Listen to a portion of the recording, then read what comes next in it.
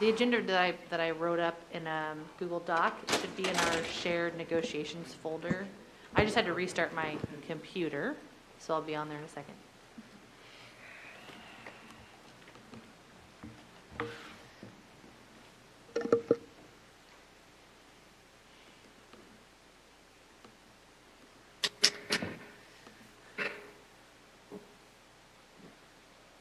While we're sort of waiting on that and waiting for to make sure we've got everybody on, what do you guys think about your break and your lunch schedule today? So everybody sort of knows when they can plan on being on a break or lunch. I have you going till 3 o'clock. So what would a schedule look like for y'all? Do we need to talk about that, or do we need to end earlier than 3? I have to leave early. I need to leave by 2:15. I was 2:30 for graduation, but weather and stuff's gonna be kind of. Do you think that we can have a goal of trying to break into our compensation groups after lunch? Like not try and, use all the time we can this morning, maybe tentatively plan for breaking for lunch at noon and then, That'd be about 3 hours for, I think, I know Joe's pulling it up, but I think grievance procedure and follow-up, finalizing something else. You'd have 3 hours for that, or is there more than that this morning? I think it's possible that we get to stopping points on the 3 things that are on our agenda. Because I think we need to review the professional development data that I shared in the negotiations team shared folder. Continue the discussion on the grievance procedure and on high leave days. That's right.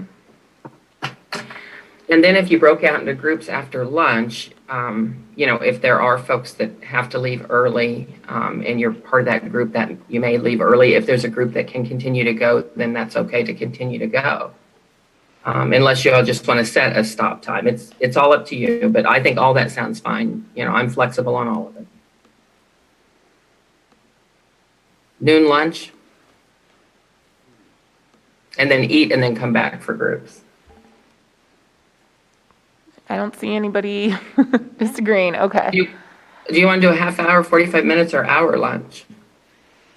I think we could just, since if we are breaking into comp groups after that, we could just, however long it takes everybody to eat, and then when everyone in a group is done, they can split off and start their small group work.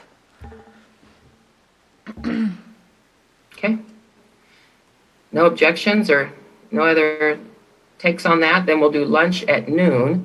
Grab your lunch or eat your lunch, and then you will have your group assignments when you go to lunch with directions, and then spend your afternoon with your group. And I'll give directions where sort of what to come back with, or we have to decide if your group needs more time between now and next meeting to do more work, but we'll sort of figure that out closer to lunch. I do have a question though, in terms of this afternoon and working on groups. Do you all remember the spreadsheet that was created last year? It was sort of unique. It was individual to you all because you added in some columns for some things that you wanted to allot funds towards. So that's not going to be the exact spreadsheet you'll use this year, but it was nice that everybody used the same spreadsheet. So maybe sometime during morning lunch, someone can look in an old doc, or if it's in your Google Docs, and see if there's something that can be formatted, very basic for the teams to use again.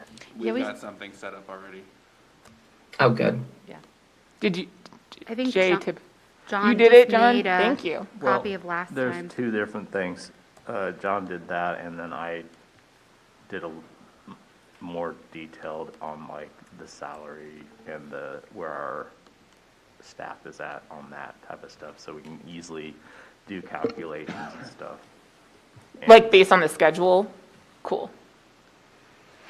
And the calculations that Russ provided on that one screen, I guess, are sort of your basic calculations to figure out what you're spending. Yeah, Russ sends me the detailed thing. Okay. All right, and I apologize if I always call John and Jay. You guys have really similar voices from this end, I'll tell you that. So forgive me for that. You just kind of interchangeable to me, and I'm so sorry. Wish I could be there in person. It wouldn't be that way. So for this morning, Jill, did you want to go ahead and pull up or tell me what's on the, I just can't see your agenda, but everybody else is looking at it. What'd you put up front? Is that follow up on personal development? So I'm just entering the meeting because I had to restart, but I put perfect. in the chat, like, the agenda we had talked about last time of grievance, then PD reviewing the survey data from Dr. Grumman, staffing on high leave days, PLC, then compensation. That look good? Any other order, or does it make sense to review personal development information for, I think grievance procedure, you're going to spend a little bit of time in there. Guys, do you want to go in this order? That's okay with me. I'm going to look and see if we already started a document on grievance procedure. I actually don't think we framed and focused it. Have we, Rachel? No, we left with homework. I would personally prefer to go over the professional development stuff first, just to get, I don't know, let me wake up a little bit, get my Yeah, I hear coffee you. down. If that's okay with everybody else. I did do my homework assignment, which was just to kind of grab from other area and kind of comparable districts, their grievance procedures, and I shared that in the folder. So I've done my homework, and we can kind of talk through that, and then maybe I think we kind of already made it through the interest discussion, but it might be good to just kind of have each side summarize interests, and then see if we can problem solve. But I'd like to wake up a little bit and get rolling Okay. before we do something that complex. Okay, so NEA 5 professional development review data. Let's start there. So if you go into the negotiations team shared folder, let's see, Dr. Dennis sent this to me, and there's a PDF entitled Professional Learning Survey Results.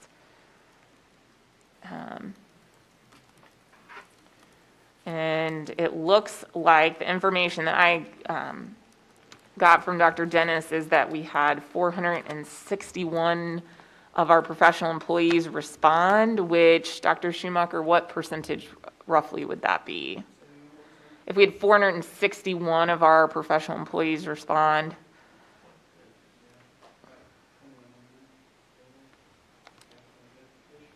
Okay, is that typical participation? It depends Okay. on the survey. Probably pretty good, because I seem to recall Dr. Hillhouse saying at some point that maybe 15-20% of people. Why do you think that is? I always respond to surveys because I guess I care, I think my opinion matters, but. It could be a lot of things, time, exhaustion. Yeah. It's just that time of year where everybody's kind of on fumes and things get overlooked very easily. It's a long survey, like, there's a lot of questions. So I know for me, like, if I don't have the time to do it right now, then it just gets buried in my email sometimes. We added the wellness questions, if you remember, as well, so that made it even longer. So what you're seeing here is just a sort of small snippet of the total survey questions, and these were the top. I think what Dr. Dennis relayed to me is that these top two were the ones that, our team decided would be added, but then he noted that they also asked about what was your preferred learning mode, and he thought that might be helpful for this group to see that response as well, so he included that. So the first one, the first question, what percentage of PD this year has been applicable to your content area and or grade level? Kind of a mixed, it looks like, roughly 20 to 30% across each of those categories, with a quarter saying 0 to 25%, 28% saying 26 to 50, 27% saying 51 to 75, and 21% saying 76 to 100. I don't know if that's where we would have guessed. It'd be interesting to know how these numbers break out across elementary and secondary, core versus elective, but I do think 53% saying that, you know, that you half applied to their content area. 20, not even half, somewhere between a fourth and a half did. I think that correlates with what survey results we got from our electives teachers at the secondary level. I mean, I think across the board, you know, the survey that we did, that was a big piece of feedback that we got, which is what brought up this issue. Is that something that our director of PD, I mean, I assume that this is information that would be shared with that individual and would be targeted as part of their goals for their position is to get that, you know, to get better responses to a question like that. I would agree, and she will also be the chair of the Professional Development Council as well. And so I think that that's, in my opinion, an untapped resource where, you know, someone in her role, rather than me, frankly, can have a little more impact on the professional learning in the buildings rather than it just being, not just being, but kind of being more focused on licensure and things like that. So I think that's an opportunity as well to engage with those reps in the building to move that forward. I think also this year, most professional development was front-loaded, and it was not due to, you know, Canvas and stuff. That's not necessarily, that's not going to be content area. That's more, you know, how do you get this thing going? Right. Out of necessity. Yeah. So the goal would be to get the PD more catered to what individual teacher's content area or grade level is as we move to somebody who has that as their kind of sole responsibility. Well, I think with the addition of that position, it should help dramatically. And then I also think, I like what you said about secondary versus elementary, as well as core versus elective. It's going to allow us to disaggregate it down, and it's going to help her be able to, you know, target the areas where there may be more questions or challenges in that. So this information's nice, but it really does need to be targeted down. Now, the problem with that is that creates more questions, or do you create one separately for core, secondary, elective secondary, elementary specials, and elementary core? So, And maybe if we're going to do that, it would be beneficial to do it by feeder pattern, because especially if you're looking for the next question, which has to do with vertical learning, you know, it would give administrators a sense of, hey, we need to figure out during some time that we have during the year or during Tuesdays, you know, when that's what can we I'd be like. I'd creative like with for that? it to maybe do the survey at a faculty meeting or take time for that. So that way we've got time, we're getting more people, better data, more disaggregated, and then we can make better decisions once we get it. Again, looking at COVID and the introduction of Canvas and everything we've been through, I'm not saying this is bad data. I'm just saying I don't know what she's going to do with all of this. I'm sure she'll do something. I just don't know what she's going to do with it. It's going to Well, be. and I do think the second question is even more telling, because there is an overwhelming expression of interest in being able to, and that's why I think this is strongly probably pivoted towards secondary. Just thinking, you know, math, where all our curriculum, all of our, I'm a world language teacher, our department is really Indian Hills and East, but we never have that core time.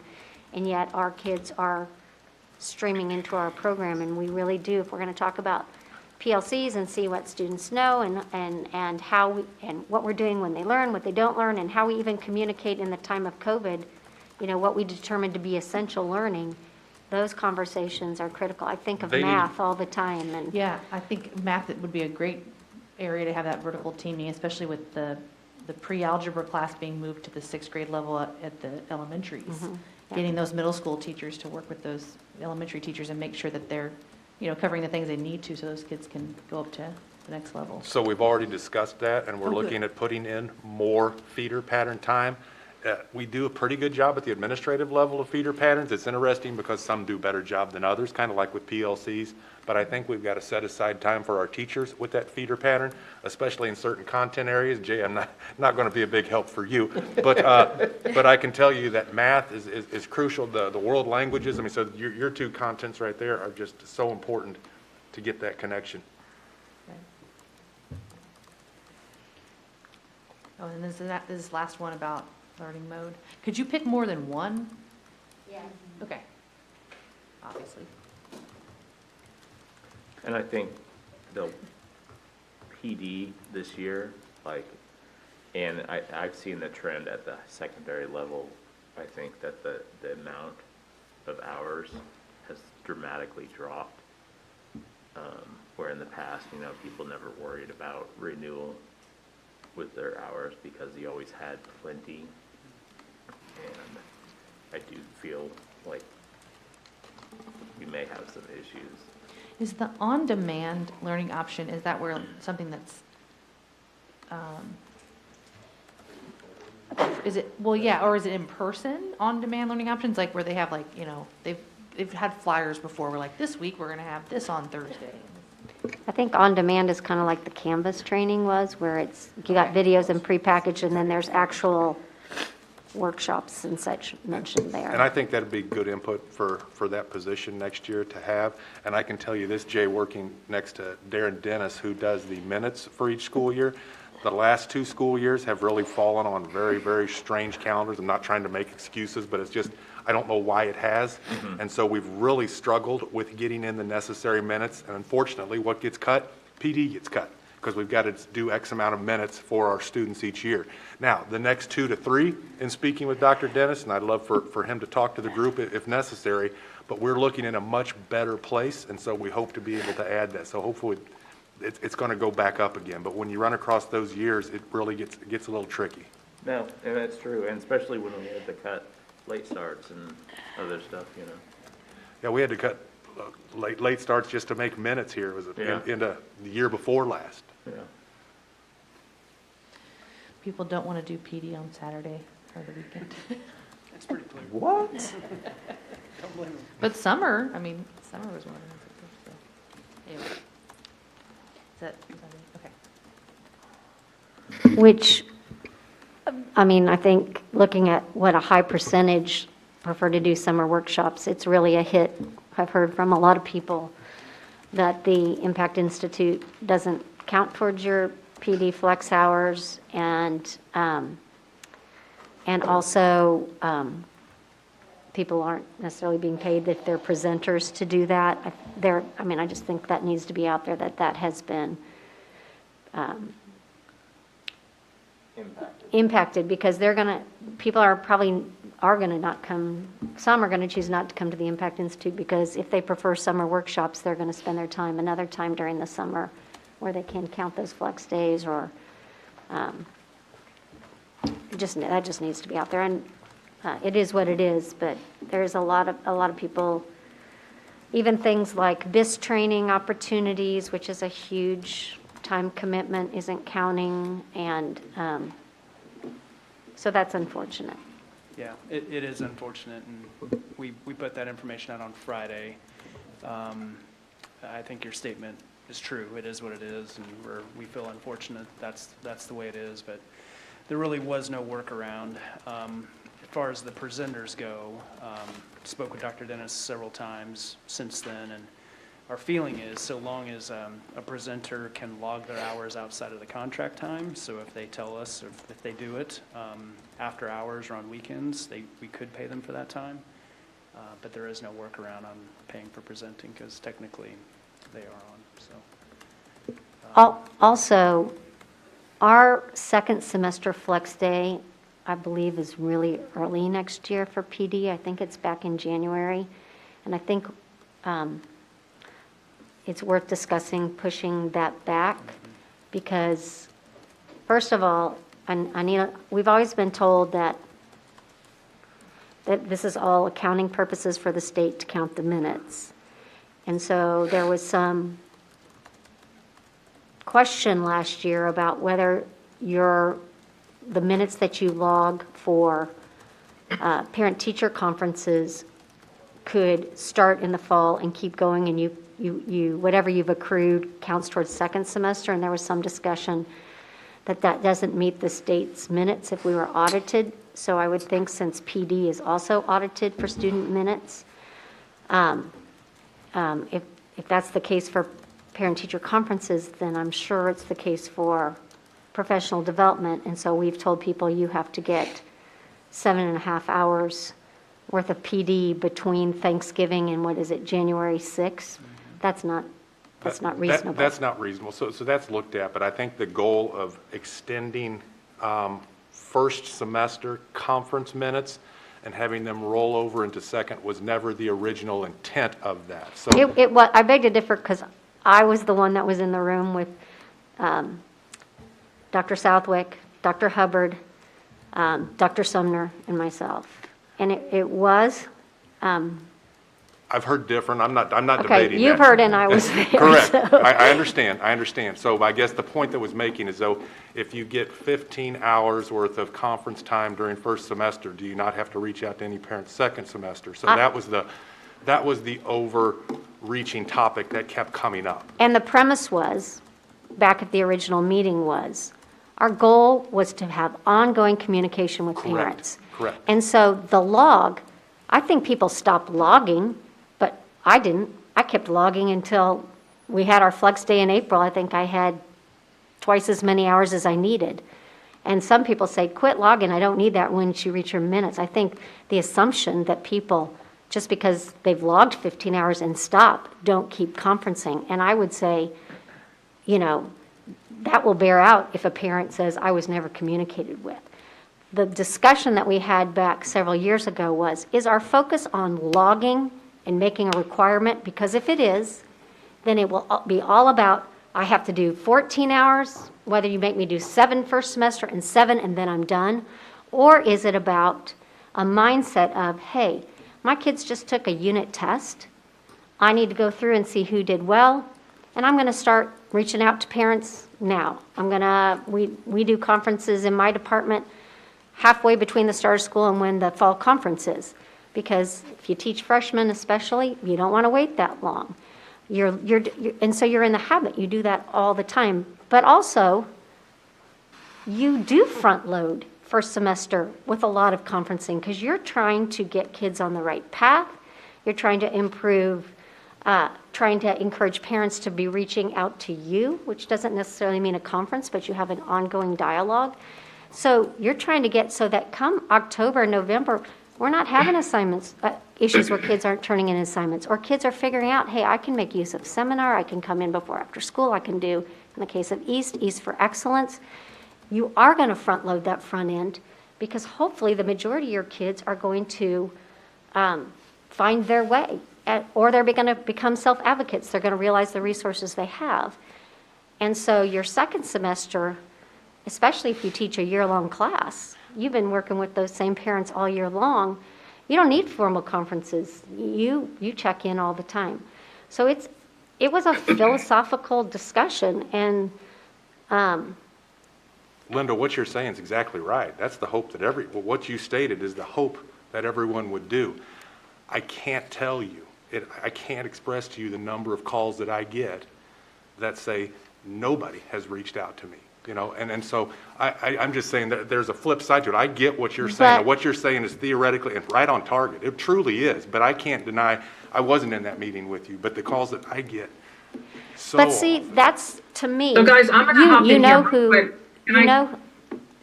Hold on one second. I'm trying to look for, right now I'm struggling to look for a professional development document so I can revisit our issue statement, where we are in the status of reviewing this so I can make the best use of our time.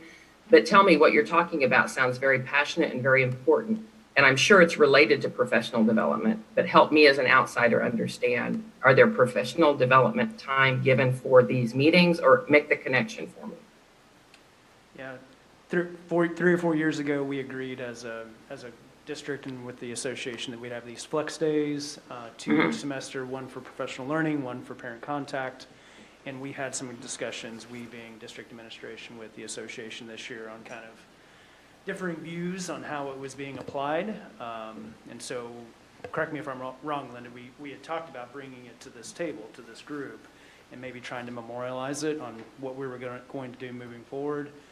Because as we started surveying just a few principals, tell me if I'm incorrect, but I think there's been an inconsistent approach per building. Some of them are like, yeah, we just got to let it run, and some of them are pretty tight, it has to be per semester.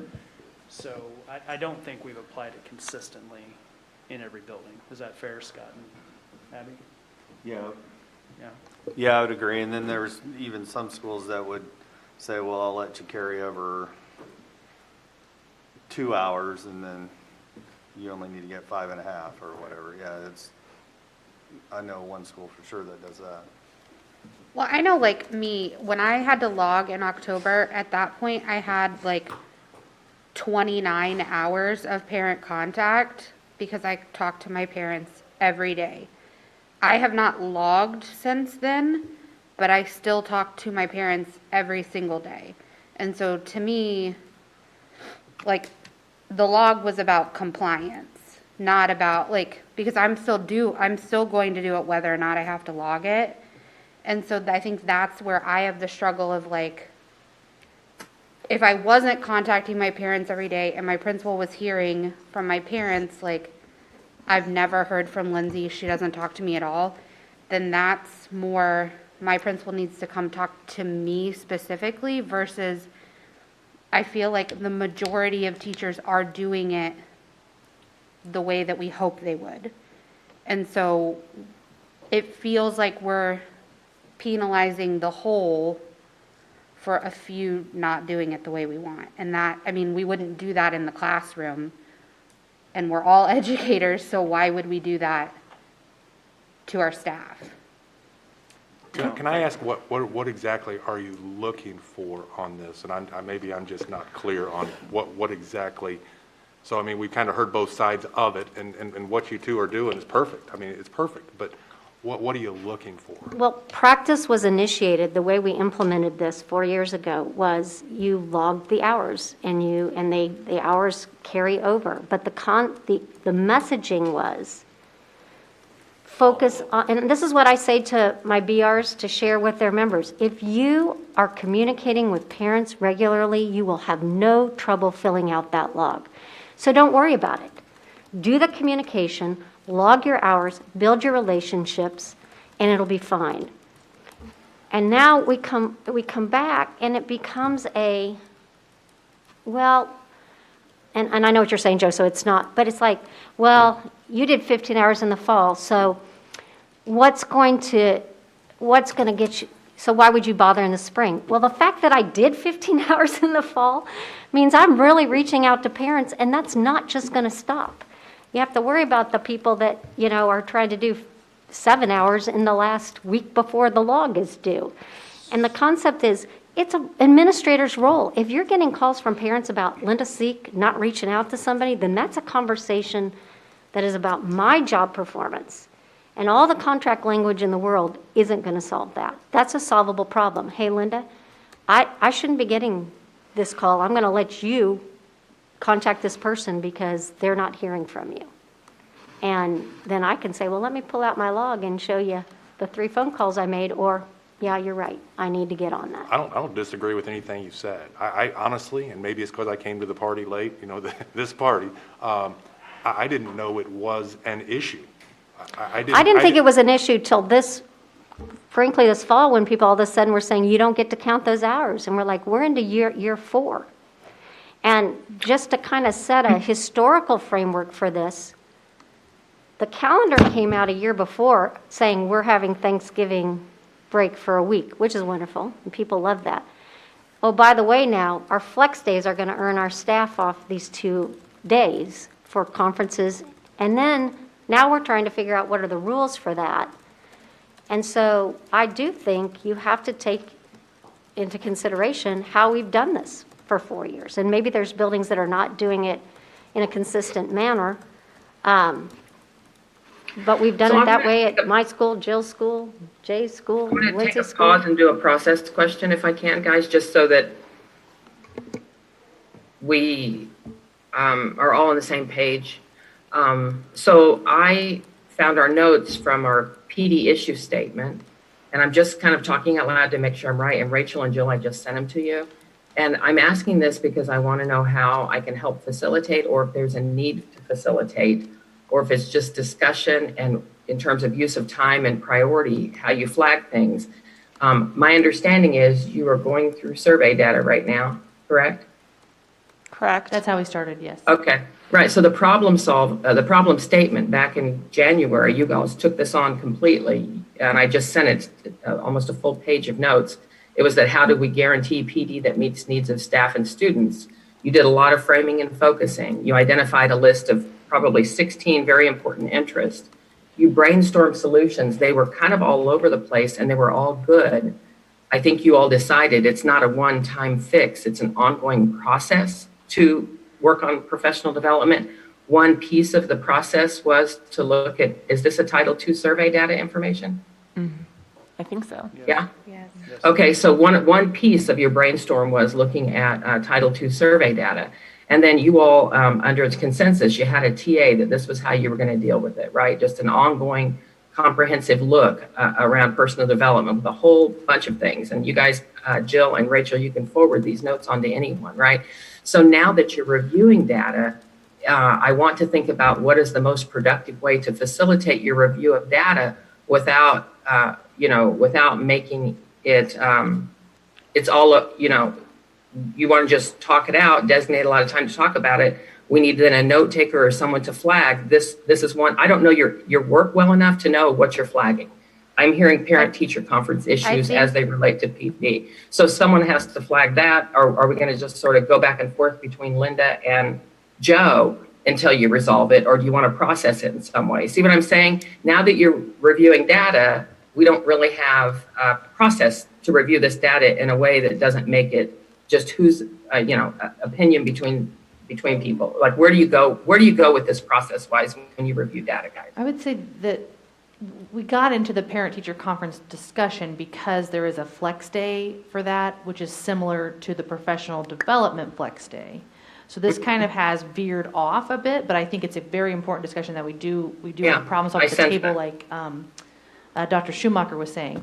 So maybe we need to put a spot in the agenda to. Well, yeah, what I'm wrap that thinking up. is, like, is it something that needs to be, because we said that your resolution for PD for this contract year was a couple of things you took solid steps on. One was reviewing this data, but like, do we need to make this something that gets done for this contract cycle, being that we're on our last two meetings and trying to get to compensation by lunch and grievance procedures been put off? I need to know from you all, the review of this data needs to be digested and processed this contract cycle and perhaps this day, or do we review it and flag what we have to revisit, and then what is the urgency of the revisit?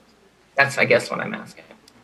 I think because we have had negotiation sessions about this, we need to memorialize our process, because otherwise, historically, discussions get lost and procedures vary, and then it's not a collaborative process at the table, not meaning that sounds bad. I think we need to continue that collaboration at the table to have agreement as to what those days look like. I think PD, though, reviewing the PD data, we're done with. Like, we've looked at it. That was literally all we had to do, was just like, look at it, have a conversation, and we've done that. Send to the coordinator. And send it to Dr. Gonzer when she moves into her new role. Yeah. And this came up today, it came up today because of the nature of having a shortened time to get flex hours, and also that made our team look at the calendar to see, well, wow, we even have a shorter time between November and January. Actually, the PD day in January is just listed as professional. I can't hear whoever's speaking. Is that Mike? No, it's John. The PD day in January is just listed as professional learning. The flex day is actually May 26th, our last contract day. Okay. So, but we need to look at these things they're flowing, and they originally came through the table. So in the spirit of that, I think it should be Yeah. at the table again. I hear there's an importance here. I just am struggling a little bit with facilitating it. It is also could be something that's unfacilitated if you all feel like you want to just spend time and talk it through and figure out where you land on it. Would the team consider that we put this on our agenda for the next meeting? Because frankly, I mean, it's not something I have no idea what the board's interests are. I've had no time to prep for it. I mean, I know I have heard it been raised before, but I don't know how to share interests. I'm not prepared to share interests. I'll be glad to talk to some people and come back so we have a common thread, and then that same commonality needs to be communicated to the principals at the beginning of the school year, okay? So whether that is a cumulative log that states the 14 hours to be gone for the 2 flex days, if that is a continuous through the year, or if it's a semester, allow me to do a little homework on it, and you as well, and we can see about the inconsistencies that we obviously have at the buildings, and we need to shore it up. So I don't disagree with what you're saying. I really don't. I think we just need to shore it up. And so if you'll allow me to do that homework and bring that back next time, I'll be glad to. And then the most important thing is to make sure that Christy and Chris Lowe at the elementary level, as well as Scott at the secondary level, get the same information out to those principals, and we treat it consistent across the whole district. Yeah, and if there are easy fixes that you guys that are shining right in front of you, and Joe's saying, hey, this I think is a fix, we don't have to over-process or IBB everything.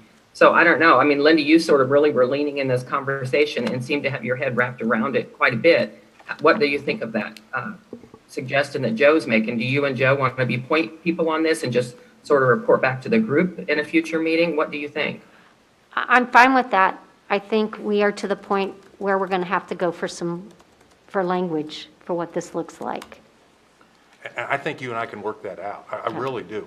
I think this is a very fixable situation. So I just need some time to have some discussions, get with you and I talk, and come back and share the information, okay? And then Rachel, I'm sort of with Rachel. You know, I am not in the classroom every day. It's just not my world. And so, you know, I'm not sure, Rachel, if you need any more information from Joe or Linda to make sure that you're prepared for when they bring it back, being that you're sort of that arm to the board. So I guess if you all just connect between now and the next meeting, and then we'll look for a report back and see if there's something in that report that's actionable. And do we want to, this is like a continuation of professional development, but it's related to the flex day. Is that right? Yeah. Right. Okay. So I went Okay. ahead and put it on the agenda for next time, like at the bottom of our notes. It should be I hope it's very quick. So this, just to make sure I'm looking at the right contract language, we are talking about the provision that says, I'm on page 47, with the Monday of spring break week being an earned flex day for parent-teacher conferences. That was put in just this last year because remember, we had to shorten our spring break to 4 days. Oh, We yeah. made the Monday. There's this part in the negotiated agreement that just talks about having a flex day. Yeah, I don't It might think be a like, bulleted list. I don't know that there's like parameter language Right. already Correct. Yeah, I don't think memorialized they in the made it. P&A, which is the issue. Yeah, which is, why we think we need it so that we don't have this. And John, thank you so much for looking that up. I was incorrect. The teacher facilitated professional learning flex day is the very last day of school next year. And the other piece of that, Linda, that I think we need to discuss, which also gets lost in translation, is when does the official time for logging and PD start? The start time for both PD and for conference time, because that has been an extremely gray area that, again, has led to some inconsistencies. Well, and from my discussions in the past with Dr. Hubbard, I understand that conferencing, it is, and she's way more familiar with auditing with the state than I am, is that there's a reason why we have to make sure we have hours in the fall, and she was saying that's the reason why we can't do continuous hours in the spring. It has to do with auditing. Well, then I would think that would be the same thing For PD. PD as well. And so that, I think, I'd like to see where that is coming from the state and how that works. If we're talking about adding language to the P&A, do we need to Well, I mean, make this more formal than what we're talking about now? that's why I think we need to come back. I mean, I'm okay to the extent that time allows, but if It's a problem. I agree, it's a problem if there's not consistency and our employees don't know what they're supposed to do. But it wasn't something noticed, and it's not something we have on our agenda. So I think we have time. We have 2 more full-day meetings, but we're just not prepared for it. But I don't want to, say, well, it wasn't noticed, we shouldn't talk about it. It's something that clearly needs to be lined out. Well, and it was changed this year, Rachel. That's why the concern is being brought here, and it was originally did come through the table, so it's not like this is something that wasn't. So that's the process. I'm sorry I didn't notice something that happened after our newsletters were there, but I thought that was part of the IBB process, was to try and resolve things that are contractual now, that are being interpreted differently, so we don't have to do that through other avenues. It is. The purpose of notice is just for preparation, right? So that the parties can have time to prepare. So that's what I'm saying is we need time to, I don't know, I have no background on this issue, so I'm kind of struggling, and I don't want to speak out of just pure ignorance, right? So I think, And guys, I don't know if it is a separate issue or if it is rooted in PD, but if you remember your sort of PD time statement, I'm screen sharing, you did spend a heck of a lot of time, and now it's sort of, I think it's legitimate to raise. I'm just saying, do we process it out, and what does the time frame look like? And I want to make sure everybody is prepared if we need to fully process. But it sounds like with Joe and with Linda doing the sort of homework and bringing something back to the team, but everyone being sure they're steady on their feet in terms of what exactly the issue is, so they can be responsive when that report comes back. But under your brainstorm solutions, and again, I only keep these notes. I pulled it out of an email I sent to Rachel and Jill for process in the future. I only keep the notes when we IBB it, the 5 steps like I'm sharing on the screen. Your brainstorm solutions are just bullet points to me, because you all know the ins and outs. I really rely on, Lindsay's notes more than anything, I think, are going to be more detailed on where you all said you were going to go with the PD issue. So when it comes up as professional development, it was a review of survey data, even though I show that you sort of already finalized your PD issue statement. So I see that when we review survey data, or when you revisit back to things, new things may come out of it, and there's not always going to be an issue statement, because you're sort of, you're working on a process of improving something. So as new things come up, let's just make sure that we recognize and understand there's good intent on everyone's part when they go down these roads of new things that may not have been noticed or that we think were already resolved. But just stop yourselves and ask, what's a good process for this? So it doesn't revert to personal opinions or traditional. You know what I mean? So I just kind of wanted to point that out. And then I do have these notes I just resent to Jill and Rachel if needed. So it's just sort of a learning moment for y'all as you do more self-facilitation going forward. Recognize when you're sort of out of the process, and how do you either get back in it or at least find the process for a new issue that's arising. So I just wanted to share those notes. All right, so then I'm assuming then Lindsay or whoever's note taking has got this as a Joe, and perhaps Linda bring something back. Rachel, make the calls and ask the questions you need of them to make sure you're familiar, so that you can represent the board properly, and everyone else. Do we anything? I just want to know, to put a bow for this year on the issue of professional development. Do we feel like we need to do a collective commitment memorializing that the data will be shared with Dr. Gonzer, or is that such a obvious, obviously that's going to happen. She may already have it for all I know, but just to make sure we follow our process, do we want to type that up? Yeah, I think sharing the data with her is good, but I also wonder if we could share some of our notes that we put together from our discussion on PD, because we brought up different things like the specific staff that were feeling like they didn't get professional development that was geared right toward them. And maybe when you you were talking about, can you disaggregate the data that we got from that survey that we just looked at? Can we do that where it shows what teaching area you're in? I sent Dr. Dennis an email and just asked the question, can it be? And I'll share that as soon as Great. He'll probably respond to me today. I assume it can be. Yeah. I mean, I know that I believe we take measures to make sure that results are confidential, meaning that like your name does not Right. appear. But I assume that it comes with some sort of identifier as to your building. Yeah, I think it would help direct her, or Okay. just give her some direction in which areas maybe are most dire. Yeah, Well, I would say, Jill, with that, if you look at the frame and focus list that you all did, I made an assumption, I thought, maybe it was Dr. Shoemaker.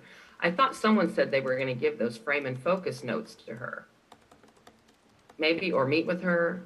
Under frame and focus, you guys just summarize personalized approach, a chance to implement your focus area, delve deeper into topics that are relevant, more, opportunity for vertical and horizontal. Is that what you're talking about? Yeah, Content that's what I'm talking about. specific,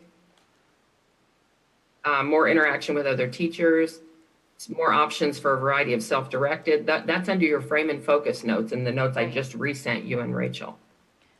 Yes, that's what I was mentioning. That's what I meant, sharing that along with the survey data. Can you clarify for me, when you guys talk about sharing survey data, I know we have the one that the district does, and then you guys referred to a survey that you did as well. Were there some PD components in your survey that would be helpful for Ms. or Dr. Gotzer also? I'm just curious. It's all anecdotal, but we could sort through it and. Well, and it is sorted, it's sorted by grade level, it's sorted by whether you are core or elective or non-teaching personnel. I mean, just think not that that she might would be do helpful, anything, but too. maybe Dr. Gonzer would want to do her own information or ask buildings to do that as well, but there's nothing in there that I wouldn't mind shining. And we did it to the Yeah, me entire too. bargaining unit, not just our members. So, and we got, 1,100 responses? I think so. 11? But yeah, it is a lot of anecdotal, so yeah, I mean, I think it'd be fine sharing it with her, but it would be a lot to read as well.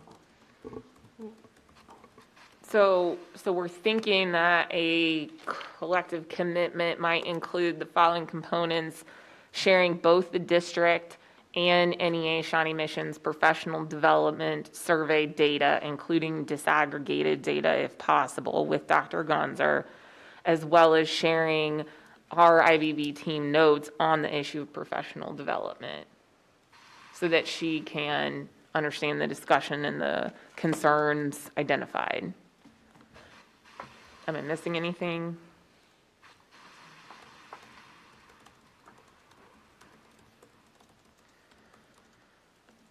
No? And then, of course, as with all of our issues, I think if either team, if anyone on the team wanted to have it as a discussion topic for next year to review progress, certainly that could be done, and hopefully. I have a Hopefully get question better that, results. I don't know if this would be good for Mike or Joe to answer, but I would think that those would be discussions ultimately that would take place in your BLT, because hopefully your BLT is having conversations about how are we hitting the mark on our professional development. And so, maybe you get that initial data, but each school then digs deeper and does their own. So that, for example, and it may not all be, we might have to look at ways where, for example, nurses or occupational therapists, other groups that, are not in the classroom, but they still take those days, and what do they need from that day, and how do we make that happen? I think we have kind of brought to the forefront this concern, and now there's a natural vehicle to do that, where maybe next year would just be a great, if Dr. Gonzer would come and share the progress that has been made, or Scott, Christy, or Chris could come and give an update from buildings. I don't think the IBB group wants to constantly be in the day-to-day details of PD. Sure. But it would be really nice to circle back a year later and say, these are some of the things that we've done, and we've kind of handed this off to a natural group, which is the BLT in the building. Well, it could also coincide with the BLT's 30-day plan. I think those are all great points, and the BLT is the proper place to have those discussions. I can share with you that no principal out there is wanting to have results where 50% of their staff doesn't feel like they're getting professional learning that's appropriate to them. So absolutely, that'll be shared, and it is a good suggestion to have that group come back and report. We are going to make some strong recommendations that PDC reps should be a part of BLT. And so we're not going to get in the business of mandating BLT membership, but we are going to strongly recommend that PDC reps are a part of that team. There's that clear connection to that bigger group district-wide. There's an inherent benefit. Yeah, absolutely.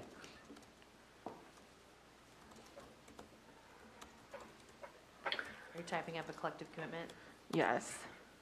Okay. And maybe if we're ready for a morning break, I can kind of finish it up during the It's break. 9:25, guys. Shall we just take a full 15-minute right now and then come and really dive in until our noon break? Yeah. Yeah, sounds good. Okay. So then let's come back before a quarter till, what, 9:40? Yeah, 9:40. Okay. All right. See everybody then. Rachel, try to get a break. Yeah. I'll get.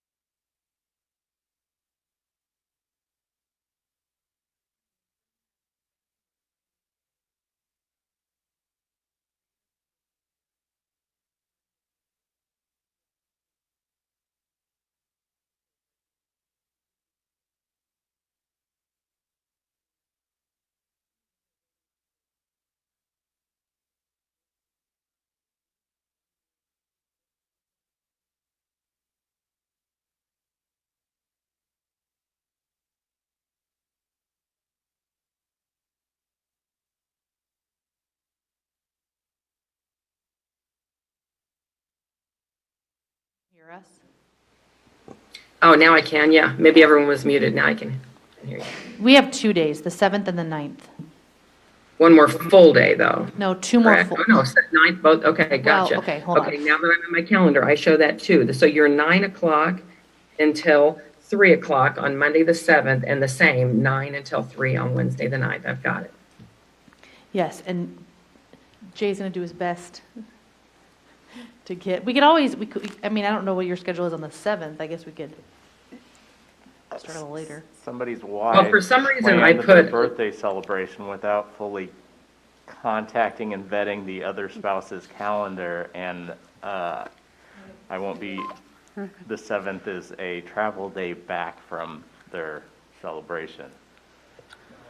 So we're always going to have this issue when we're starting in June, right? People are going to have summer plans because for all of us at the table, that's like our only opportunity really to get away. So I think for those things, obviously we try our best to be, that's why we schedule the meetings early in the semester. But I guess that's just a team discussion of if we're just comfortable continuing without somebody there and if that team member is comfortable. What I had told my team is if possible, I will try to connect With the phone? with like my listen. phone. Yeah. Quality hours in the car. So I think I can do that. And then for some reason, on the 7th, even though I have the invite from Rachel ending at 3, I put from 3 to 5 p.m. hold for SMFD if needed. I don't know if y'all were thinking you would go late that day or what, but for some reason I was holding evening as well, and I'm not real sure why. So I doubt I mean, if we need the time and everyone agrees, but I think after 7 hours, you're really testing our ability to. I agree.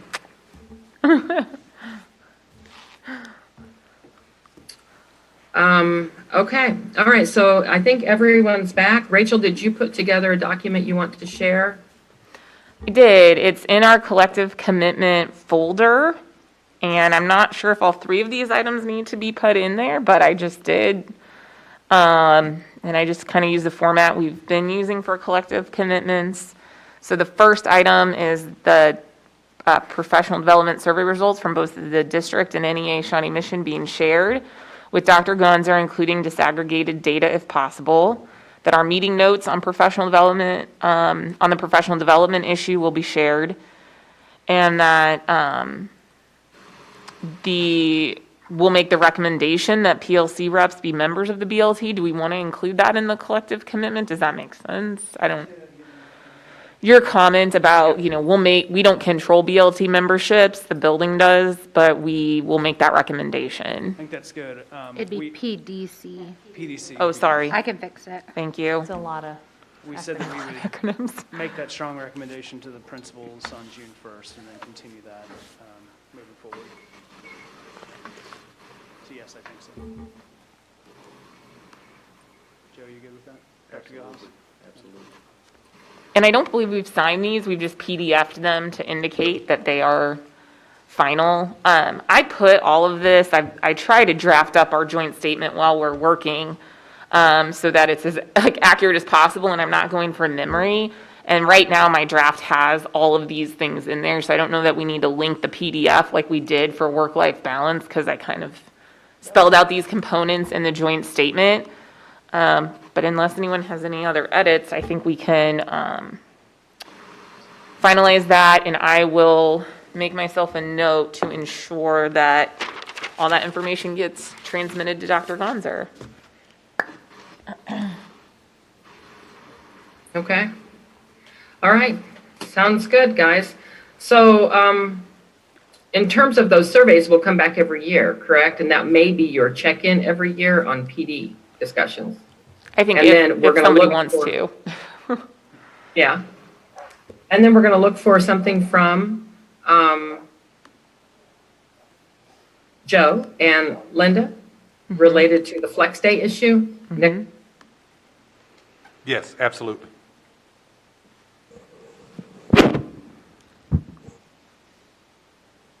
next? You guys still have grievance procedure. You have staffing on high-level leave days. What do you want to bite off next? Does not matter to me. Does anybody have a preference? I think grievance discussion may be longer, although we've already made it through a lot. I imagine we can come up with something helpful on high leave days pretty quickly. Doesn't matter to me. I think you can pick because they're both SMSD. Okay, let's do high leave days just because then we've got whatever time left to try and, to use that time for the grievance procedure. And I think we're at the problem-solving stage of that. If my memory is correct, and please, you guys, I think what the district kind of boiled down the problem to was when we've got these big sports days, and at the very last minute, we're inundated with, leave days, and we cannot get enough substitute coverage. So it's these, and it only occurs if we have a win, for the Royals or the Chiefs, at a championship game. And again, the issue is the very late notice and the inability to get enough subs. And truly, it was, Super Bowl Sunday has been spent by members of leadership freaking out and checking the numbers and determining whether school has to be called or not. So that was why we noticed the issue. We did, I think, identify some other, high leave days, but I assume that's just a product of it's the end of the school year. I need some time, I need to take time, and also I have it and I haven't used it yet. And I think that's just going to happen, and that's something that we have to be prepared for and plan for, and particularly on Fridays. Yeah, I think that's a accurate assessment of where we're at. I'm looking back, guys, at the Excel document or the Sheets document that we put into our shared drive, and while there are a number of high volume days this year, we know why. We know that people are needing breaks, and they're taking them, and rightfully so. So I think that that's an anomaly. I would suggest that that's an anomaly this year. I like the color coding that they did for us. I mean, it's all this year, right? There are a few interspersed. So, what really precipitated our, suggesting this as a topic was the Super Bowl Monday. So, yeah, I agree. I think we're at the point of problem solving and brainstorming some potential solutions. And I think one of the things I might have asked was, is one of the parts of the issue finding out so close to the day they're going to be gone? Yes, that hurts. We get that, it's a great question. We get that feedback from Kelly all the time, that if they get even a day of leave, or day of notice, their ability to fill that position Right. goes up exponentially. So it's those morning ofs that are really challenging. Right. And that's not like to say like any other time of year, you wake up sick, you should not go into work if you're, feeling ill and whatnot. Yes, please stay home. This is, yeah.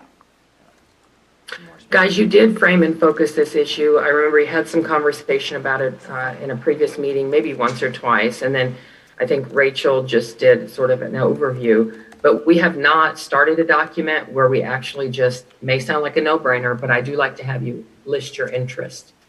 I think they are, pretty basic, having teachers in the classroom, but I would like you to list your interests. So when you do brainstorm ideas, we have something to test them against. Especially if you have multiple ideas that you're choosing from. So what are your interests in this? Why does it matter? Sounds easy, just roll them out there. I'm typing. I have a couple that we had talked about from the last time. Ensure classrooms have teachers in the class, and then uphold days or days. Were the two that second. I have. Say it again, Lindsay. Ensure that classrooms have teachers in the class, and then uphold days are days. Not overburden your neighbors. A little louder, not overburden your, Your Like coworkers. your coworkers, yeah. yep. What else? Is there a fiscal component? Is there what? Fiscal. Is there a financial component or no? Well, staff still get the same number of leave days regardless, right? So I mean, I guess annually, would we still spend the same amount? We spent a lot more this year, but there was a lot of factors at play, clearly. So, yeah, I mean, they have the same amount of leave that they can take. So it's hard to predict what that's going to be. I would say, as kind of a point of reference, when we partnered with Kelly, and maybe our association team members would agree with this, we felt like our professional employees weren't taking leave when they wanted to or could have, because for fear that they wouldn't have a sub in the building. So we anticipated sub usage going up once we partnered with someone who was going to be able to provide us that great service. And so it has, which is great, which is fine. So it has gone up, but people are taking leave when they need to take leave. Is it an interest is to make sure professional employees continue to take need as appropriate, or evidently that was a Yes. need at one time? Absolutely. Any other interest you can think of? You can always come back to this, but before we brainstorm, let's just get the basic ones out. I mean, I Ensure think, class I would just teacher. confirm that we would have an interest in maintaining the days or days. I think that that's a big selling point for our district. Okay, and I don't know, that phrase is new to me, that days are days? You get- Basic, go ahead. go ahead, I'm sorry. Basically, staff don't need prior approval for anything. Well, the first 10, after the first 10, then they can only take them as illness, any banked days. So when you put it in, I mean, we classify it as personal or illness, but there's not, so many illness days and so many personal days. They're Oh, just, days are days. Okay, Yeah. it's not like, I got what you're saying. In some districts, you have to get prior approval to use your professional day, or your personal I- day, and your professional day. well, I think we Okay. would have an interest in not making this be like a huge administrative issue, right? Like create some multi-step process that's really complex for one potential day if we have, the Chiefs going to the Super Bowl. Because again, I don't think, and I don't know, because I guess I've just been here in a time where the Chiefs are doing amazing, but I don't know that it's been an issue when the Chiefs have not gone to the Super Bowl.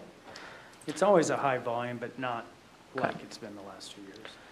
And guys, remind me, was this issue statement, how do we ensure adequate staff on high leave days? Or did that box us into a solution? How was the issue statement worded? Lindsay, do you have that in your notes? yeah.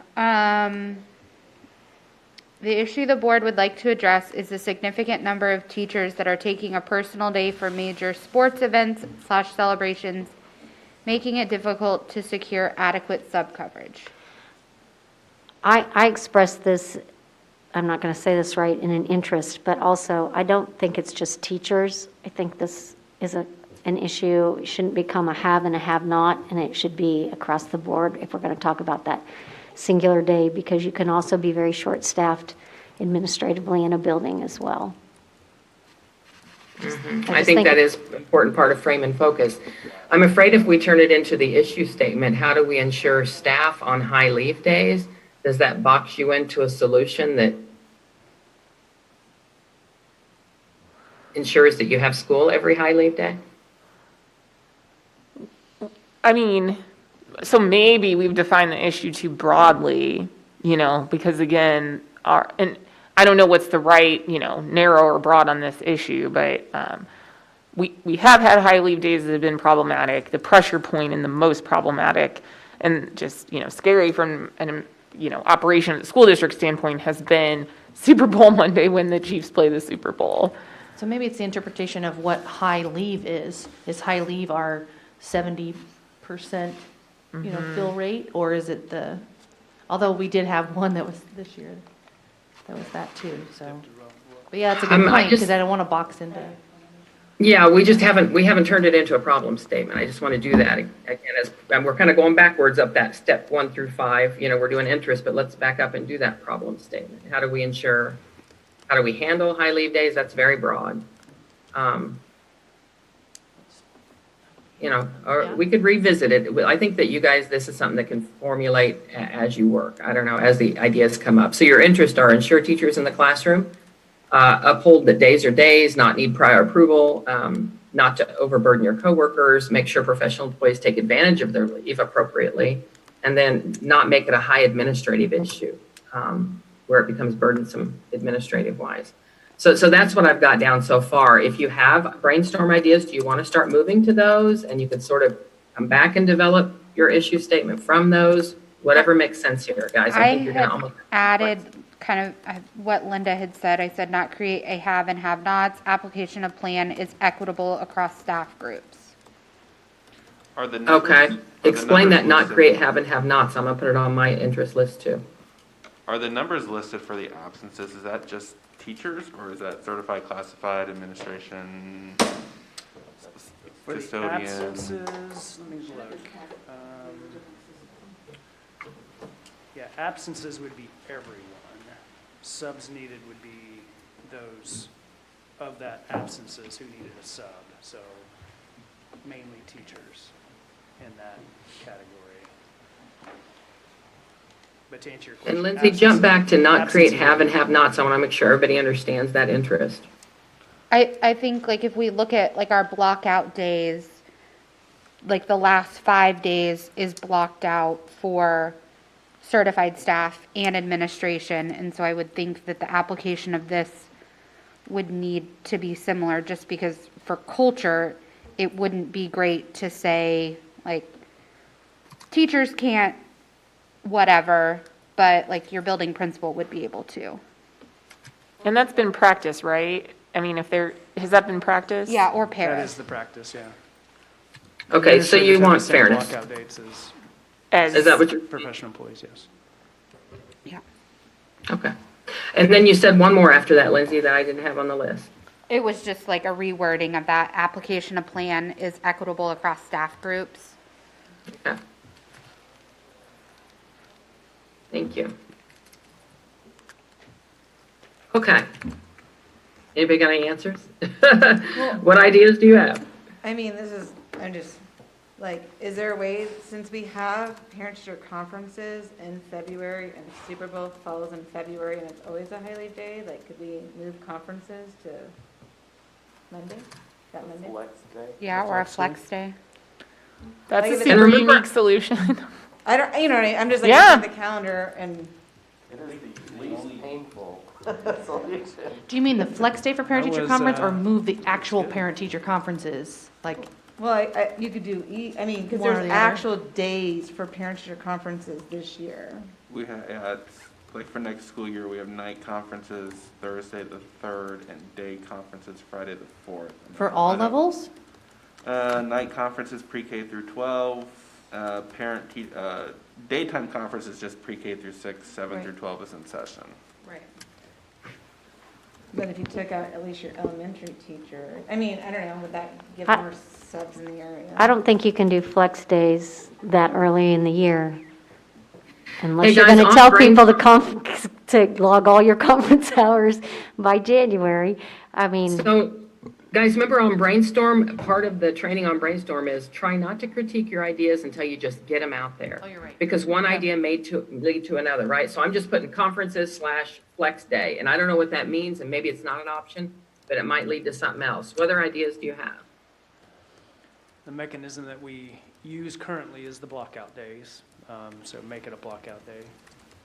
Not, They make it a blockout day, For okay? every Super Bowl Monday? I don't know, Just throwing I the know, process to I'm just critique trying to them. brainstorm right now, You please. brainstorm ideas, it may lead to something. We, But then you also have to consider parade. Right. Right. but the parade, I mean, historically, we've done it as a snow day. Red day. Done it blue as what, day. Lindsay, I didn't hear you. Historically, like on a parade day, we've The whole city's done, out. like, yeah, most schools in the area do it similar to they would a snow day, and they just call it. Yeah, Some other ones we had said last time was incentivize those who don't take off, or cap the number of people who can take off. I was gonna extend that a little bit, Lindsay, maybe make a suggestion of once you hit a threshold of X percentage unfilled, that you can't take off anymore. I don't know. What if you're sick? Huh? What if you're If- sick? Unless you're sick, right. You couldn't Which is take always personal. allowed. But then I I've, know, we're kind of bleeding into. Sorry, days I'm or days, butting. yeah. You said at least having one day, at least knowing one day in advance helps? Yep.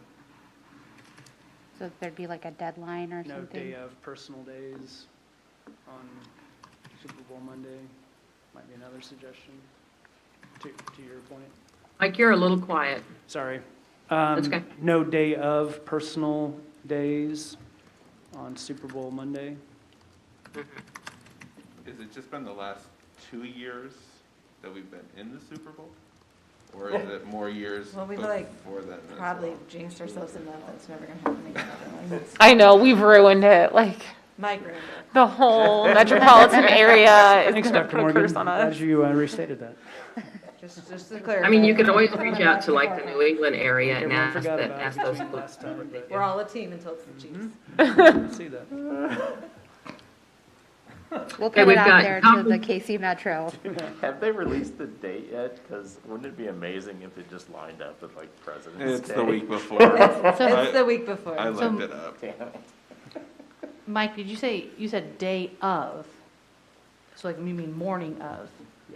So from midnight on. Midnight on, yeah. Oh, okay. Guess we I could see, always I just see. ask the football. So is it morning of? Well, it would be like, yeah, day of means starting at 12:01 a.m. Yeah. Okay. So I didn't fully understand Abby's idea on conferences, flex days. Maybe want to go back and visit that. Block out the day, like every Super Bowl Monday, Well, right? there- Treat it like a snow day. Incent those who do not take off. Cap number who can take off. No day of or morning of request on Super Bowl Monday. Other ideas before we go back and revisit more? Revisit them deeper. What other ideas are coming up from looking at this list?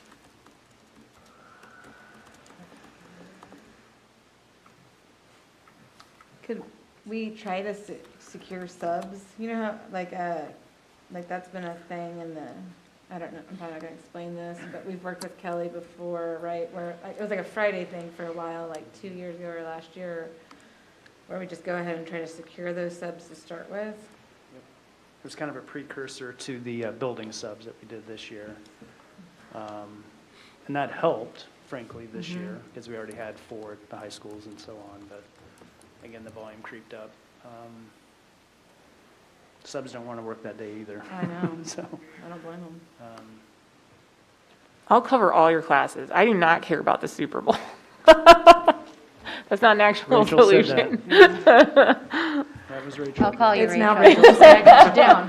I used to say I'd rather be like at school celebrating with the Yep. poor kids whose parents made them go than home in my house just cheering with my dogs. I wonder how many hours you could make it in my room.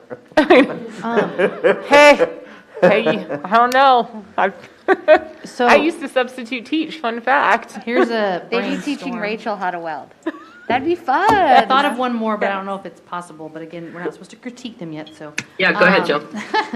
Having pre-recorded or like virtual WebEx classes, Like an Oh, what's asynchronous? asynchronous, or it could be synchronous, just Those are, on your couch. Mm-hmm, that's an idea. No, I know, that's why I was thinking it out I think of count. I'm not critiquing, I'm just adding that. Whoever's talking, I cannot hear you if it's an idea. I just am adding to that as I don't know, because we had was there an exemption so Right. that we could do the virtual this year, which I don't think will be, Extended, yes. yeah. That's what I thought. what's wrong with that one? Have a bunch of hungover parents making their kids do virtual learning on Super Bowl Monday. And see how that goes over. We could establish that as a vertical teaming, professional development, grade level, kind of teacher-led, not necessarily a flex day, but a PD that would be hopefully highly incentivized for people to be there for the desired for that work. Just an idea. Say more about that. So I can kind of Well, capture, it could be a professional development day, but it could be, you know, a high-interest professional development day. So some flexibility of location if you're going to vertical team, maybe not necessarily, you know, middle school can come up to high school can go down to middle can go down to elementary, or gives you opportunities. Maybe if you are like Jay, well, Jay's not a great example because I think you are the welding teacher, but if you were the give me something, journalism teacher, you would have the opportunity to work with not just vertically, but across the district. And if there was some planning within your BLTs and some buy-in on that, I think you'd get a lot of people that would show up for that because it would be something we've asked for and especially worthwhile day. Or like Linda, if you look at my screen, establish a PD day of high interest, is that a really sort of a hybrid or a specific plan out of this one up here that Abby raised? Maybe make a flex. They're a little different because conferences, that's more parent-teacher, whereas. Right, a parent, right. Okay. But that would also be a time, you know, like, I'm thinking at the elementary level, within a feeder pattern, you know, the third grade teachers could get together and PLC or something. There are a couple PD days close to that. We got the one in beginning of January before students come back. We also have the Tuesday after President's Day. That's a PD day that we could probably switch one of them. Oh, so there are two already near that time frame. Our PD days are listed as blackout days, blockout days. Yes. So it essentially becomes a blockout day if you put a PD day on it. And that President's Day is no longer really necessary to have that PD attached to the President's Day because wherever you put that PD day, it's going to be a blockout day. You know, initially we used to move those a lot by Martin Luther King and President's Day. Right. So this makes it where if it's a PD day, children aren't in school, so you're not hustling to get classrooms covered with subs, correct? Yes. It's a no school day, right? Right. Guys, I've got the other ideas just on the screen.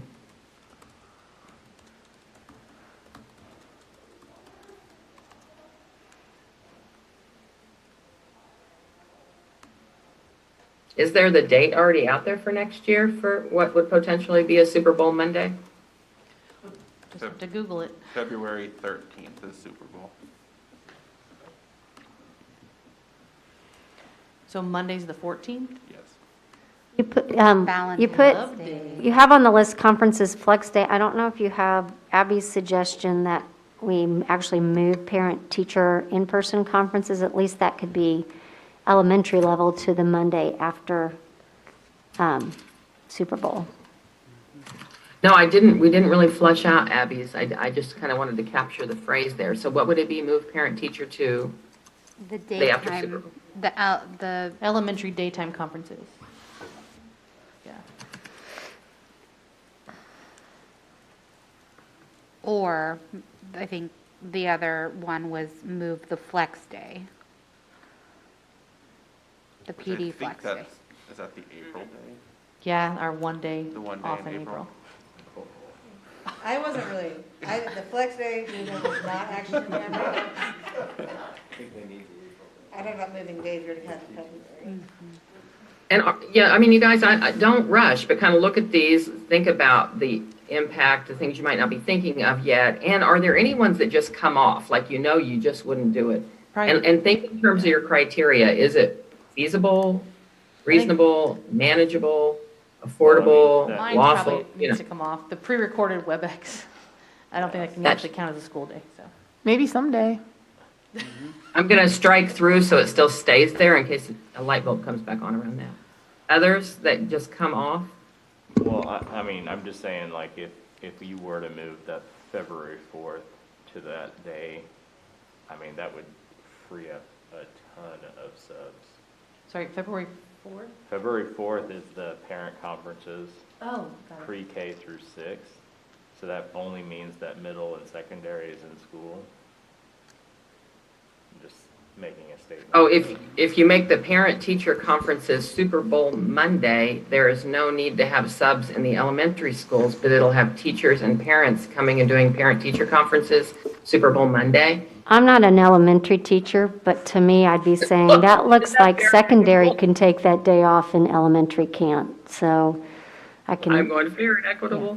yeah. To that's- to Sorry. add to that, is there more, are there a lot of subs that will only do elementary only and not come to secondary? I mean, that would, Yeah. and Defeat the vice- purpose. Vice versa, yeah. Okay. That they're most comfortable at whichever level, yeah. Someone said the Tuesday after President's Day, it's a PD, just a regular PD day? Yeah. So it'd be moving it up, Wait, I don't see that. 22nd. so it'd be moving it up 1 week? 1 week sooner? And then that becomes a blockout day, though? Is that what? And we wouldn't need subs. Oh, after. Period. Regardless, President's because Day. you don't I was have looking at the students. milk day. Here's one too that plays off the treat as a snow day. You could add a day to the calendar, which is a Chiefs win the Super Bowl day. And if they don't, then you take that day off the calendar like you do a snow day. You build it in. But the question Build the day is, in. the only thing with that is, a lot of people will come the day after the Super Bowl, but would want to be at a parade. So maybe that's and I don't know how often that would come too. But I don't think we can treat it as a snow day because it doesn't meet the KSDA requirements for a snow day. We would just have to have a calendar that didn't have school on that Monday and then adds on to the end of the year. Yeah.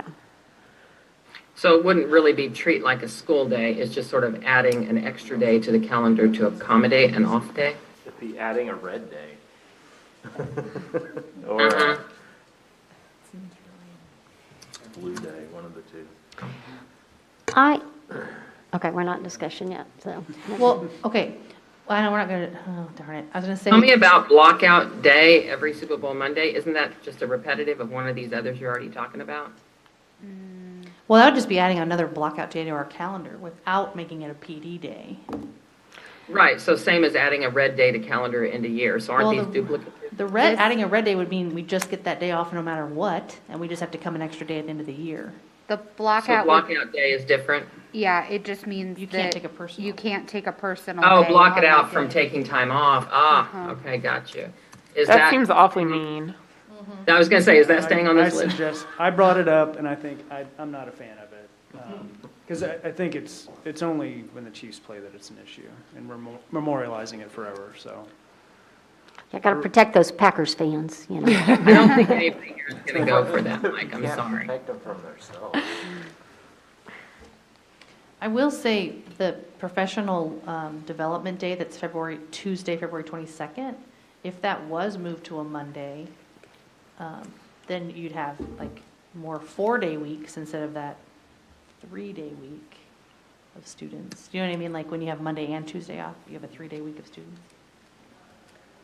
But I don't know if that's better or worse than 2 4-day weeks.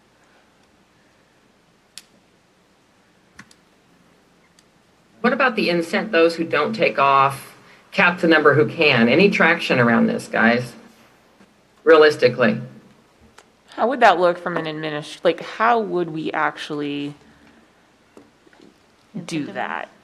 Like, so if we said, okay, our critical number where Kelly can no longer help us out is whatever. Now, I assume we would have some sort of something publicly that's like, hey, guys, we're at 60, 70, you know, people. Some ticker. Yeah, like a sub ticker, so people know.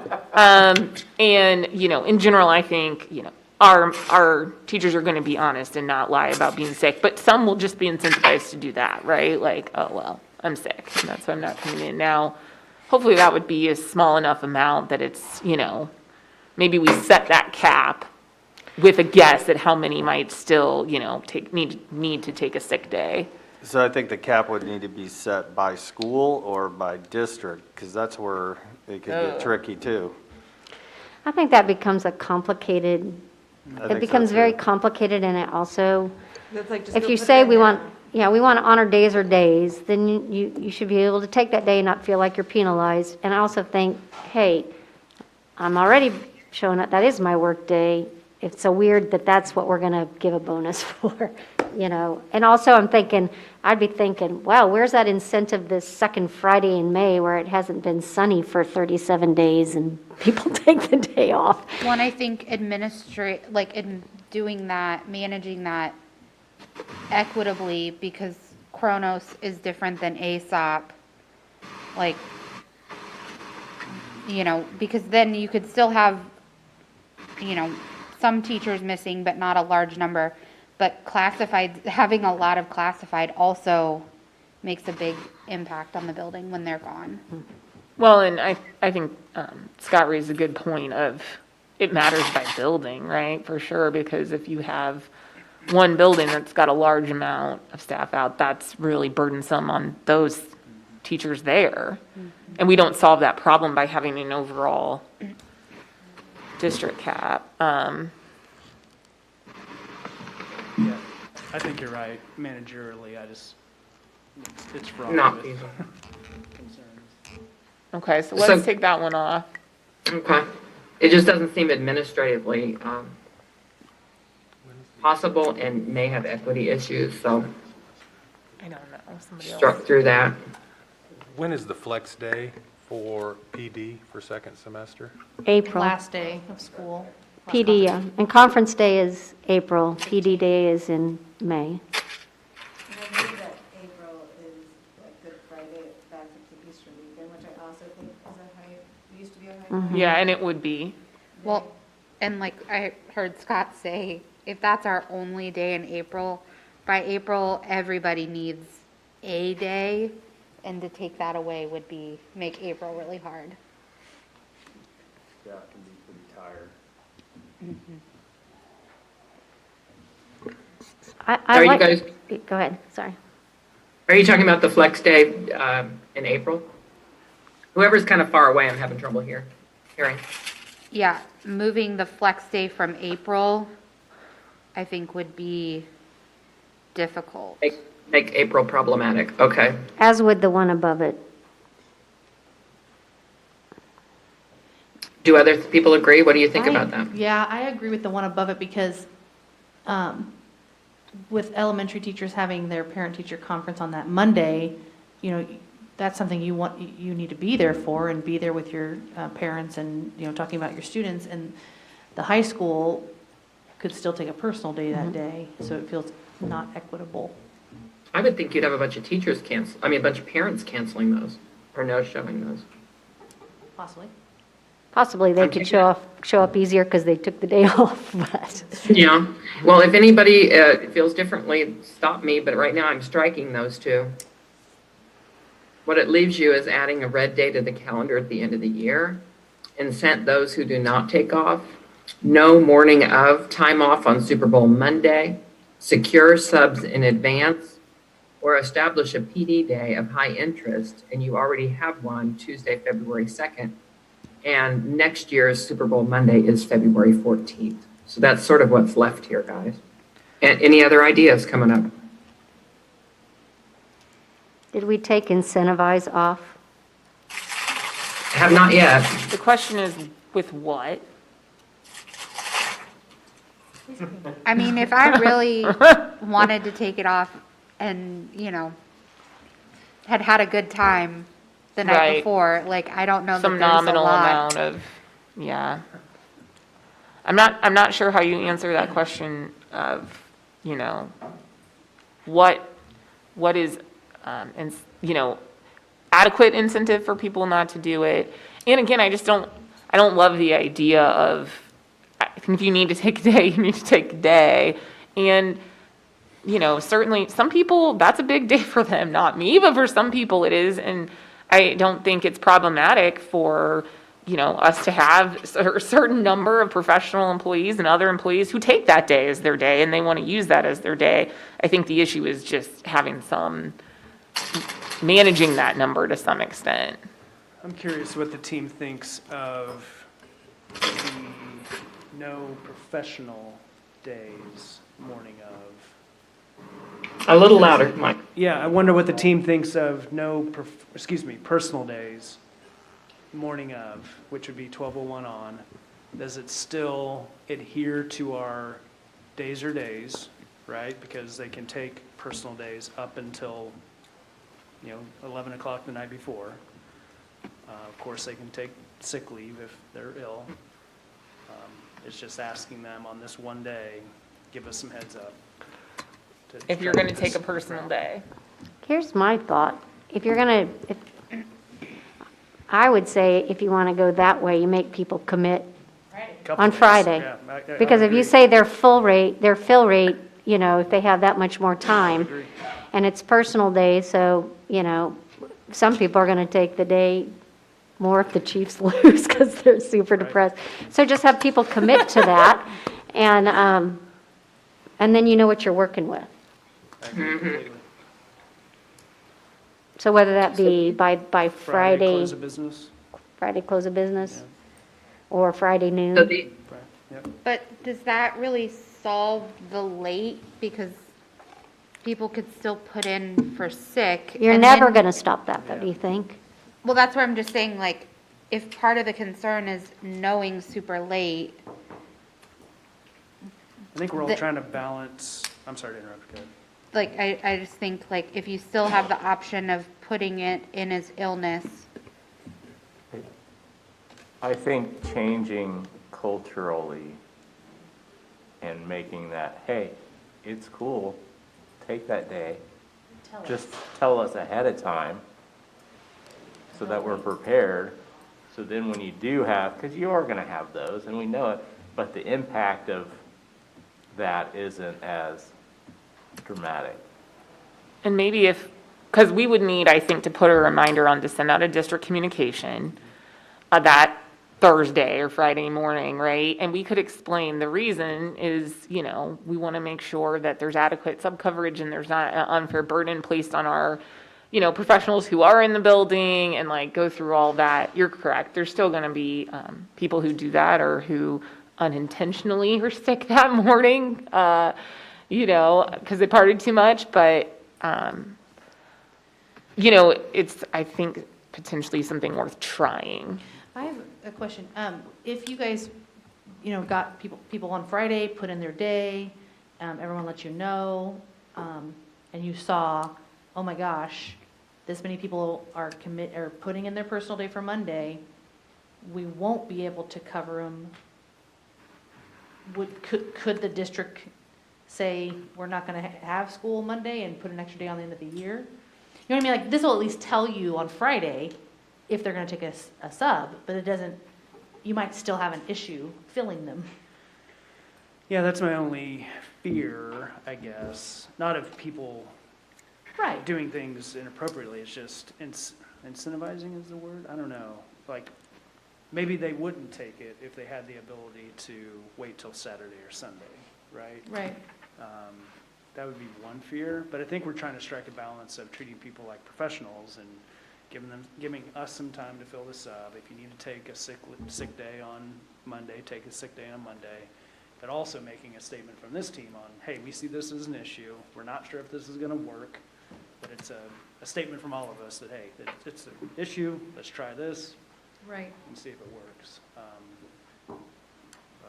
I guess I'm just really stuck on, I don't feel like this is going to stop upper administration from having to sit there and watch ASOP requests come in throughout the entire Super Bowl, because like,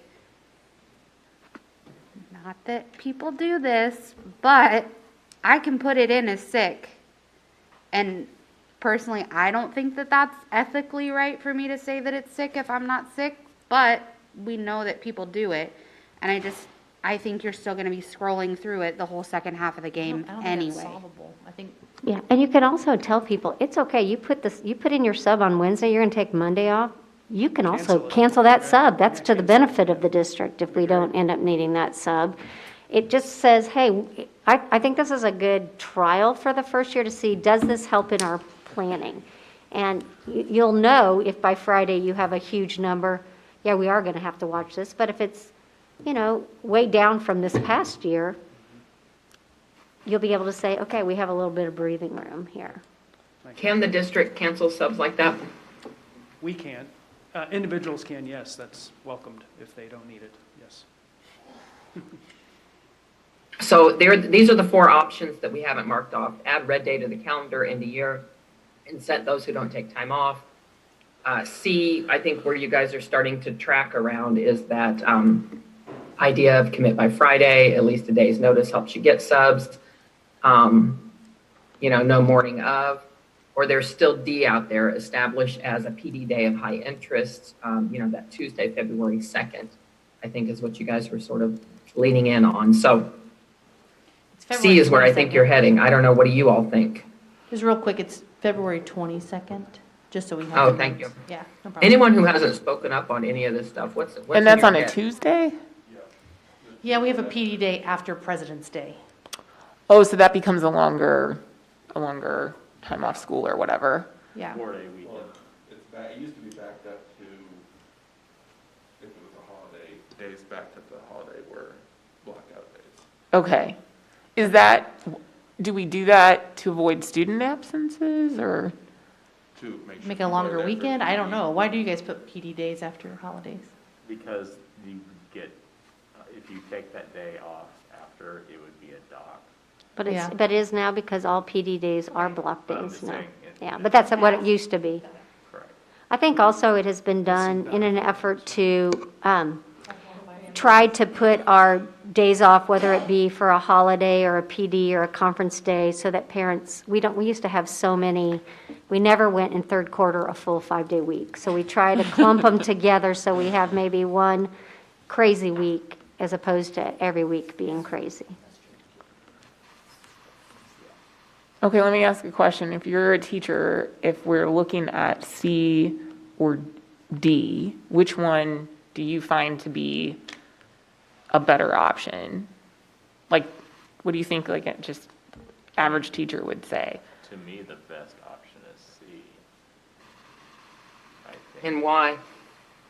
Well, just because, I mean, it's just, I don't know. I mean, it seems to me like the easiest to manage. It's, I think it's the least restrictive too. yeah. You think it's least restrictive as opposed to moving that PD Yeah. day? And it's just kind of like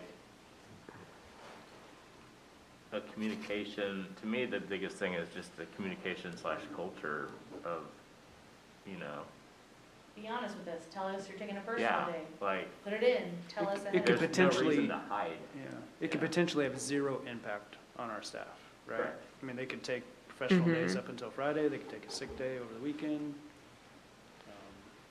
So I think that we would have to have some small language in the contract for this, because otherwise, there is no restriction right now on when you, put in your time. So that's the only thing with that, is that we would have to put in, some short statement that for this for Super Bowl Monday, you must put in in order to take a personal day, you must put it in by 4:59 PM on the Friday before. Do we put that in the calendar section? Do we put it where it's not technically a blockout day? I guess we can figure out where that goes at some point. Yeah. I think you would have to. Do we want to, though. do we want to consider a sunset so that it automatically comes back next year for consideration, which, Yeah. then you don't have to worry about noticing it and watch and see where the data is? I don't know if you want to do that for 1 year, for 2 years? Well, considering that the issue that Lindsay raised, which I think is a really good point, it might be good to have that automatic trigger, so who's ever on the team next year does need, and really, we should have a process, and probably this is something that, I should do, of going through and finding all the dates, like which sections reference school years. We might even have one in there that we need to. There is one. It has to do with the early retirement Just thought incentive. of that, we need to talk about By that. February 1st, it actually sunsetted. I think we agreed to extend it by a MOU this year. MOU, but that's of personal Can we add benefit, that to the agenda for? mutual benefit. Next time. Yeah. But yeah, Lindsay, you were talking earlier about how this C option the district could still potentially need to watch on Sunday to see how many people call in sick. But I think maybe what I'm hearing from, Mike and Rachel and Abby and the team is that you like the option of people telling us ahead of time, like Jay said, communicating it as a professional day. I'm going to take a professional day, Personal day. Okay, I'm so sorry. I don't know how professional My you'd be. goodness.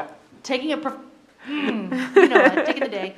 Anyway, but yeah, I mean, you guys might still have to be watching Sunday night, so, But, we could message that. yeah. The association can message that, principals can message that, hey, guys, if it's a consideration, if Super Bowl is a high-interest day for you, take that day. And then,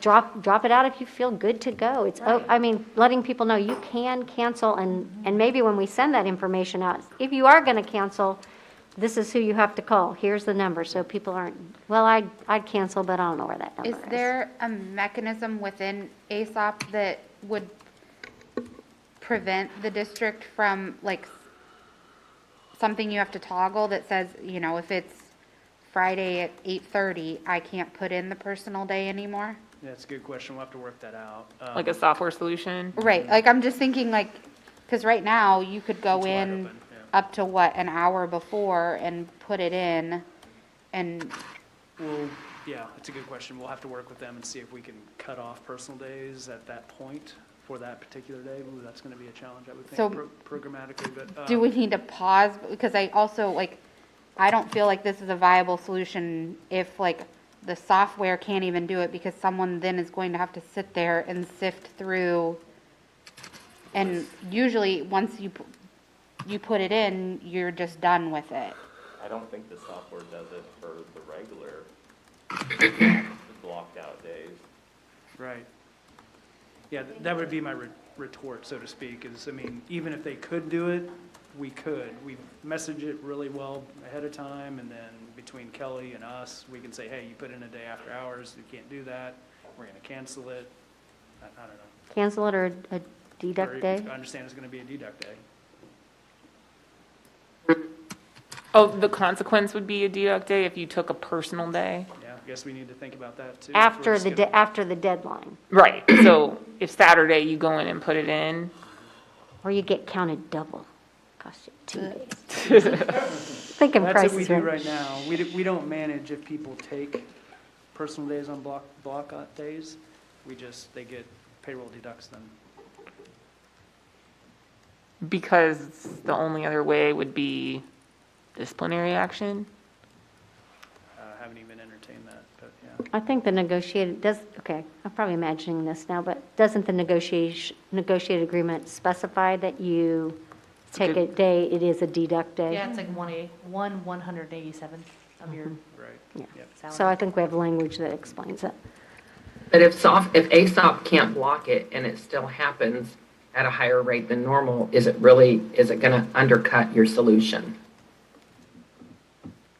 Right, it's kind I of think it comes requiring, back if to the ASOP doesn't messaging block that between the teachers from still association taking it, and- I'm sorry. This would be something we could put on the blockout calendar as well, as this is a change for this year, and maybe highlight it in red, so people, kind of see that as well.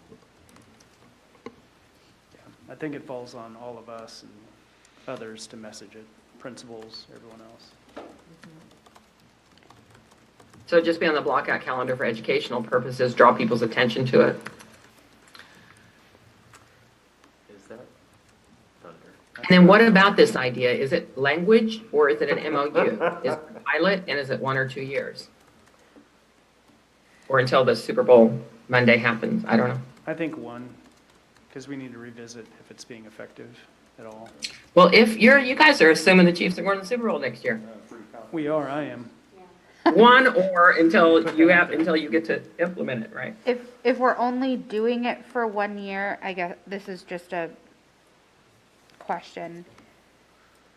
Pros and cons of memorializing it in the P&A versus memorializing it as an MOU. If we're only gonna do it for 1 year and then go from there. Well, I don't think the thought is we're only going to do it for 1 year. This is a year that, so that if you put the sunset in it, or we put some You sort could of just language that will delete. revisit it, Yeah. you know, Well, I guess. this is a pilot for the 2000, we're going to pilot this for 21, Yeah. 22, so it comes back to the table so we don't have to, Because if we Notice like it. it and it works, all you would do is delete the sunset language or extend the sunset language. it also it's kind of nice, it puts there right there in the agreement, the year, and 20 years from now, people will say, well, that's when Patrick Mahomes was there and we were really good. Now we have Joe Blow from, I can say, who was on that negotiations team? I Yeah. think it was. It was Michael Schumacher who was cheering for the Chiefs. I call this the Michael Schumacher clause. That's when Oh, everything no, went oh, downhill. no. No, we're an IBB team, we do not single people One out. individual. So it sounds like you're saying pilot it for 1 school year with sunset language, and then the sunset language can be removed if you want to stick with it, correct? Correct. So that would make it language versus an MOU, am I right on that? Well, it'd be a tentative agreement to add it to the, yeah.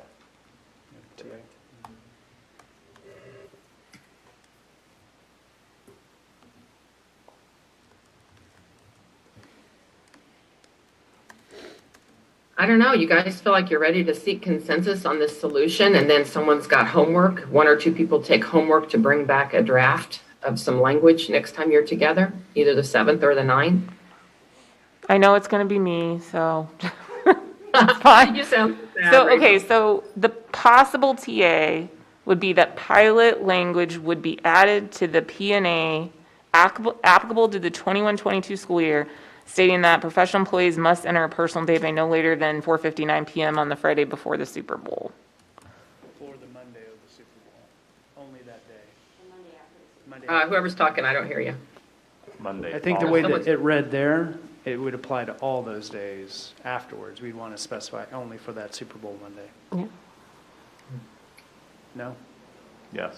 yeah. I'm not following you. Can you read it again? Read it I'm again, sorry. please. Okay.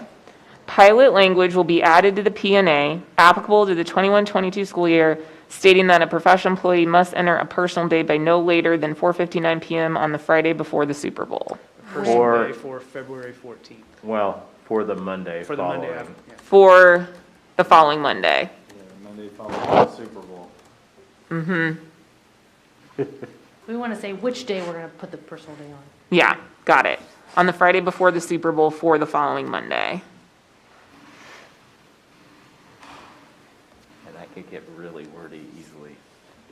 Yeah, I'm going to try, so if we agree to this, I would try to make it as concise as possible. I think it makes sense to put it near the blockout days so that when we're doing like a cheat sheet, that you're looking at that one section of the P&A for a good cheat sheet communication that prevents people from individually going to NEA leadership, which I think has been done in the past. I think it'd be, we have a section on with the calendar that says, you know, Okay. the Friday before spring break will be an early release for students and a work day for teachers. So in there, I think it makes sense to say, I don't know if it would go right in that column, but somewhere on that page, that's where I go to look at going, okay, you know, an easy place to easily see the exemptions.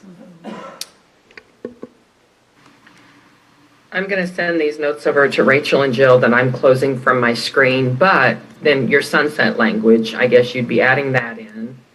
And then is someone going to check with ASOP regarding software, or that's not relevant because a manual deduction will just be done if they do it improperly, correct? Yeah, and we'll, I'll ask the question so I can at least report back to you guys. Okay, I'm going to stop taking, well, we didn't do consensus, guys. Do we want to go ahead and do a thumbs up on this? Is everyone ready to go with Rachel drafting some language in line, consistent with the notes here on the screen on C, what you all decided? It's a thumbs up if you love it, sideways if you can live with it, down if you think it's not the right solution. You guys are in the room, so tell me when you have thumbs up. Unanimous thumbs up. Unanimous. Okay. All right, I'm going to close and send these notes over. Anything else you all need to talk about on this, go right ahead. It's going to take me just a second. Let me stop the screen share. Let me get notes to Rachel and Jill in case y'all need them. Rachel, it needs to go on that page 23 type. Got it. section. Thank you. And then if folks need just to stand up, stretch, or breathe for 2-3 minutes, I think the next thing we were going to jump into, and we'll have an hour and 15 minutes on it, is that grievance procedure. Is that what makes sense for next agenda item, guys? Or would it be? Yeah.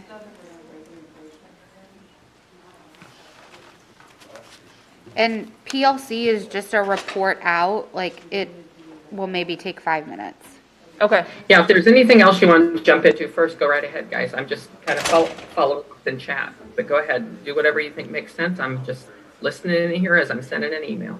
So Rachel, for next time, I put logging of flex days, review P&A for language that contains year set / sunsetted language. Correct? And then SMSD 3, review pilot language for P&A, Yes. trial for 1 year and finalize.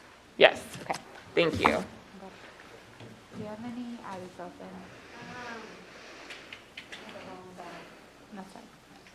No, you're good. Jill doesn't either. Lindsay, I'm copying you on my notes. They're just the process notes, like the flip chart, you I know? normally have, I have like a basket in my classroom and I feel like if you look in the cabinets in the suites, sometimes Shelby's right over there. She should have ibuprofen. I almost went down and asked her for Band-Aid one day. I was like, is that okay? Or the clinic, like, can I get a Band-Aid? into the women's bathroom on our last break and someone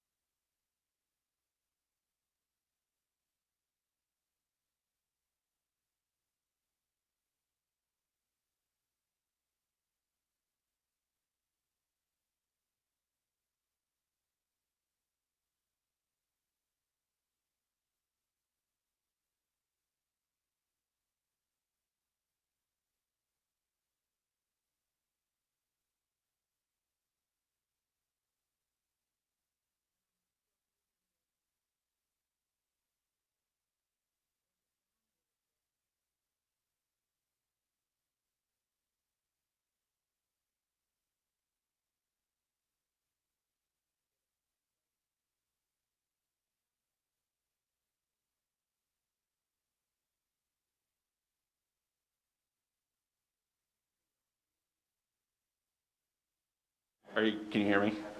Oh, yeah, yeah. Oh, am I on overhead? I just wanted to ask that question. I can drop it in chat. Yeah, I'll- so, yeah, John's got that, where, you can type in a certain percentage or whatever that you, like different things where it like adds it up for us, you mean?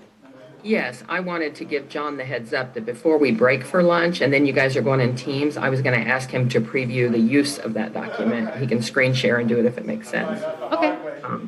All right.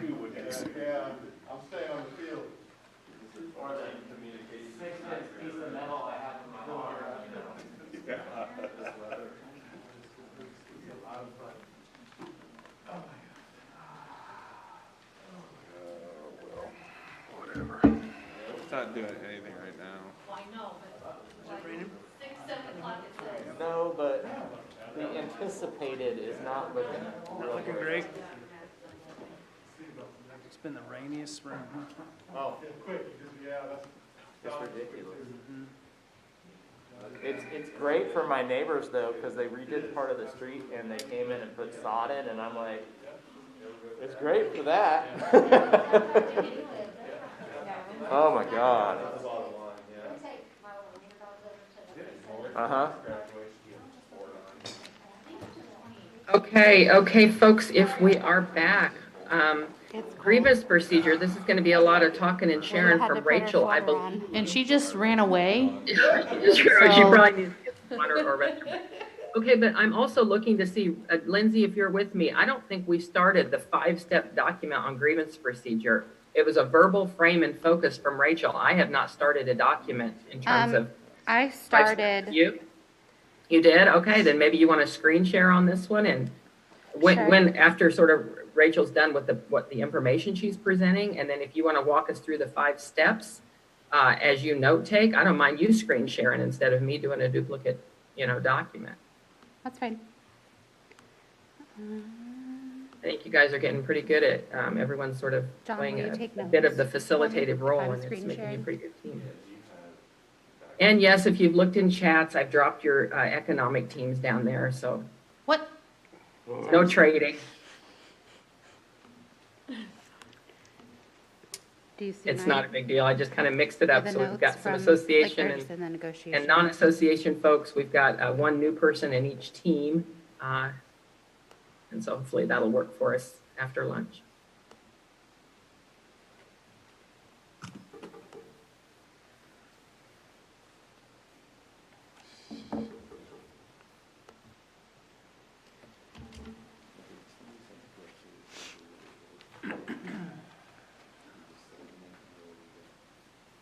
So on issue statement, if that were a question, I think it would be, how do we make the grievance procedure more efficient and effective for resolving concerns?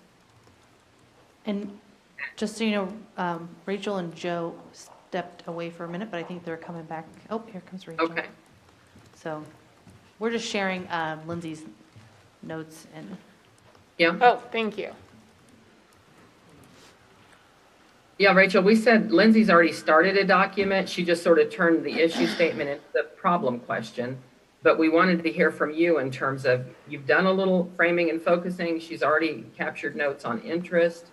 But you said that you had done some homework and you wanted to share more information on other grievance procedures, et cetera, before we jump into the 5 steps here again. So that is all you sort of missed. And then also I did drop the economic teams in chat. So when you go to lunch, people know their teams. And then I was going to sort of call out John to around noon before you go to lunch, share with us the economic spreadsheet, the document that the teams can use to do their calculations. So it looks like, that's sort of where we're going for the rest of the day. And then we are together again the 7th and 9th. And with that, Rachel, I'm going to kick it to you to share what you wanted to share on grievance procedure before Lindsay pulls back up notes. Sure. So I think we ended last time with saying, let's pull some other grievance procedures as homework and just sort of see how the grievance procedure is structured in other, area school districts and comparable school districts. And so there's a document in the shared drive called Sample Grievance Procedures.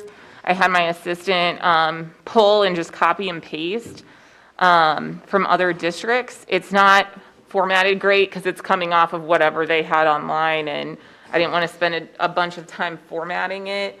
But I spent a lot of time yesterday just kind of like nerding out on how it's fascinating actually, how grievance procedures work in different districts and sort of comparing and contrasting it from our grievance procedure. There are some commonalities that you'll see, I think, with all grievance procedures. One is like just sort of a flowery opening statement, right? This is the purpose of our grievance procedure, as like a setup. This is why we have it. We have that in ours as well. And then you'll see like definitions. So what's a grievance? What is a day? Things like that. That's another common component. And then all districts have a multi-level grievance procedure, generally with the goal of, getting things resolved. And the highlighting is just my highlighting. It doesn't mean anything. It just was helping me to quickly go to sections. So I tried to like highlight the different steps. But most commonly you would see the building principal being the starting point or the direct supervisor. Then there was some middle ground. And then in all of these, and we did have, back and forth discussion, but in all that were pulled, the Board of Education was the final entity that resolved the grievance. There are a couple in here that had sort of some interesting middle ground steps or some places where like an arbitrator would come in and be heard or be part of the process. I'm trying to remember which one it is that had sort of a win-win mediation as their middle step before going to a hearing to the board. So there was some, different unique setups that other districts had. One observation that I made is that almost all of these districts included within the definition of a grievance, like just a misinterpretation of the agreement, right? So not just a violation, but what the heck does this language mean that has existed in here for 20 years? And, a professional employee thinks it means this and their supervisor thinks it means this. And we didn't have that term in our grievance procedure, a misinterpretation. I'm trying to think if there was any other, like I said, the highlighting is just for my purposes, it doesn't mean anything. Trying to think. Oh, my other sort of observation was just sort of nerding out and just reading about, grievance procedures and negotiated agreements. And the best sort of explanation I found that made sense to me is the goal of this is to resolve things informally and internally to avoid a legal proceeding, right? Such as a prohibited practice complaint. So this is the opportunity to try to avoid a legal proceeding. Ours ends with a legal proceeding. It has, a formal arbitration with a decision. And so I guess, I do need to restate the board's interest is that they feel like, as the elected body, the governing body of the Shawnee Mission School District, they have an interest in, being the final say on these matters and having local control versus having this referred to an outside paid attorney, which is what an arbitrator is. However, if that's not something that the team's able to come to an agreement on, I think their concern and their interest is that in our agreement, only one party has access to the legal proceeding at the end of the day. The board does not have access to that. And if it has concerns over a misinterpretation or misapplication or violation, it has no way to access, that outside third party that makes decisions that impacts our district. So those, and I don't know if anyone else has had time. I finished this last night to go through and sort of make. I think as a point of clarification, our grievance policy does not have to end at the legal process. There's 2 steps prior to that. I've been in this position for 6 years. We've only gone to that 3rd step 1 time in 6 years. So there is meat to that, which makes us work a lot harder on steps 1 and 2 to come to resolution. Also, I don't think I'm out of turn saying the association doesn't take things to an arbitrator that we don't believe is a violation, and the courts will prove that out to be. That's why we've done it one time in 6 years. I can't speak to before that because I wasn't in my current role then. And we don't have, the board has not expressed any concern, or our problem statement did not include a misapplication or abuse or overuse of the grievance procedure by our professional employees or by the association. That has not been a concern. Can I ask a question too? I believe that if the association, which is the representative body, has violated the P&A, the board does have the ability to file a prohibited practice. So they do have the ability to take legal action, and it goes directly to that step. They don't go through steps 1 and 2. But informally, how we've handled it in years is what we do, kind of like we do at the local level with building leaders and union leaders, is you recognize that, find out if it was overt or a mistake, and depending on your relationship that you've developed over the years, you resolve it and you move on. That's just my perspective in my role. So I can share the language of the prohibited practice if I can find it, but it does not allow a Board of Education. Yes, if something rises to a high level, a prohibited practice could be filed, and there's a list of them in the statute. I'm trying to remember where that is. I think it's section 22, and I'll read you what the things are. Prohibited practice for the district. Okay, so it does not include, like, a Board of Education doesn't have the ability to file a prohibited practice over a misinterpretation or misapplication or violation of the professional negotiated agreement. That's not a valid prohibited practice. That is set out in 72-2235, and I'm looking. It should say it shall be a prohibited practice for a Board of Education, 1, 2, 3, 4, 5, 6. Okay. It shall be a prohibited practice. This is section 72-2235C. The list of prohibited practice that a district could file based on a professional employee's actions would be interfering with or restraining or coercing professional employees in the exercise of their rights granted under that chapter, interfering with or restraining or coercing the Board of Education with respects to its rights or duties under that chapter, refusing to negotiate in good faith, refusing to participate in the mediation provision for impasse, or authorizing, instigating, aiding, or engaging in a strike or a picket.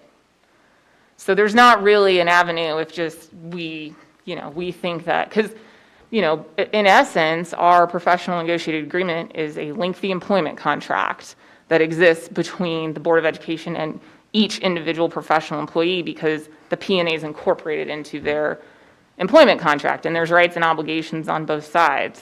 But right now, if the board is one party to that employment contract, thinks that there's a misinterpretation or misapplication, does not have the ability to access any grievance procedure. But isn't the board, i.e. the district, the one that is managing that? So in essence, to me, it sounds like your own, like the employee that would be, or the association that you would be filing the grievance against isn't the one in charge of, I'm trying to figure out the best way to say this, of management of that. So if the board is having an issue with how the P&A is being managed, wouldn't that just be against their own administrators? Well, there are duties and obligations on the part of the association and professional employees under the P&A as well.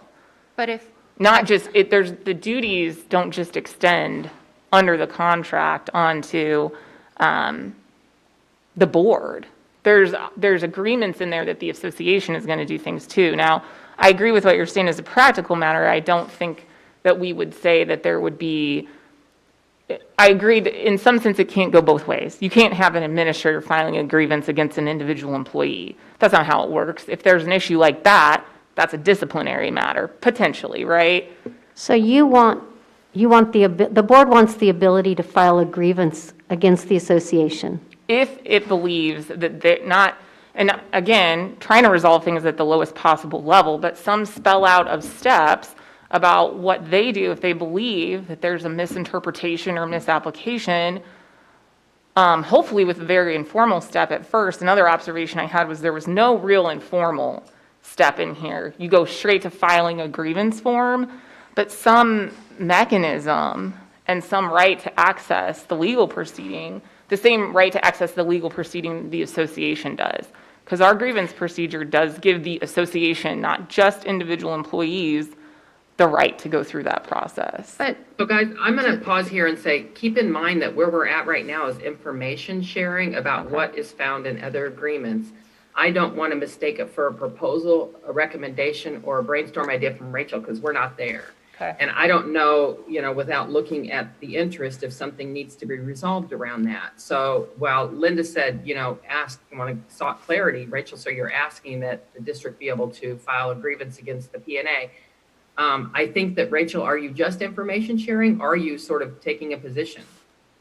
No, I think I'm trying to explain board interests. And I've probably gone through and highlighted my, what I learned from looking at grievances. If you'll scroll down, can I make sure that there is an interest that is identified? Okay, so where is that here? Mechanism for district to address, concerns with filing prohibitive practices. Okay, so I have to also tell you, for folks that maybe haven't worked in private sector industry or non-school district contracts, in every contract I ever have bargained, in every contract I've been covered under, in every contract that I work mediations with outside of public sector, the grievance procedures for both parties.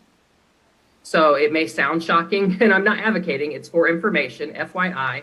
If you work at, ABC Lumber Company and you have a collective bargaining agreement, the parties, either party can file a grievance that can go to arbitration. So the company has the ability to grieve something that goes to arbitration, and so does the union. That's really common in almost every private sector collective bargaining agreement I've ever been familiar with. The grievance procedure belongs to both parties. So just as a point of fact, I think it's a little different in education and in public sector, perhaps, because there's this other, a prohibitive practice option, right? Whereas in the private sector, there's not that. So the grievance being two-sided or a tool for both sides is common outside of the school districts. Not that I'm saying it makes sense here. I'm just giving you perspective. And a guess I would have, and I don't know if this is true, is that because in the school district setting, you're wanting to avoid legal proceedings and legal expense on either side, right? Because we're public sector, so money is not as free as it may be in the private sector, that it has ended with the board as the local governing body. And because it's the Board of Education, maybe that's why it's been a one-sided proceeding. I don't know. That would be just a wild guess on my part. And then just another caveat to what I said, 9 out of 10 times it is a procedure used by the union and not by the employer, but it is an option for the employer. But I would say 90% of grievances in private sector are by the union, not by the employer. Kind of back to just to kind of frame and focus, yes, formally, the grievance procedure starts with filling out a grievance form. I guess not to speak for Linda and Kevin, but from things they've said or questions they've asked just to our negotiations team, there's been lots of steps and meetings and trying to solve it at the local level informally that happens prior to filling out the grievance. I feel like that's kind of we've tried and we've tried and we've tried and we've tried, and we can't seem to come to a common agreement. So that's the next step. So I don't feel like not being involved in it, but I don't feel like a grievance form ever comes to the district where they have no idea what's going on. No, you're absolutely correct. The relationship has been very good in previewing. This is an issue. This may result in an agreement. I just noted there was one of these where the level 1 was kind of bifurcated, and it was like, encourage people to first raise it informally, and then, if that doesn't, with your direct supervisor, if that does not resolve, then file a grievance. I don't know, and I agree with you, Lindsay, I've never been a part of something where, a grievance form was just slapped on someone's desk as a total surprise. Putting myself in the shoes of an administrator, I think that would really, a grievance form would really stress me out. Oh my gosh, I screwed up. My supervisor's gonna find out, and I really wish that the employee had talked to me. So it was just something that I thought of or observed. And I don't know, again, as Stephanie noted, sort of went to solutions, and I apologize for that. I think, it just sort of goes to the interest of having something that we try to resolve at the lowest possible level. And that's language that I saw over and over again when I pulled these. So I guess I need some frame and focusing. Ultimate interest of the board, that they're the final, or they're a part of the decision-making when an employee files a grievance against the district, or is their interest in being able to file a grievance against the association? Because to me, those are kind of two separate issues.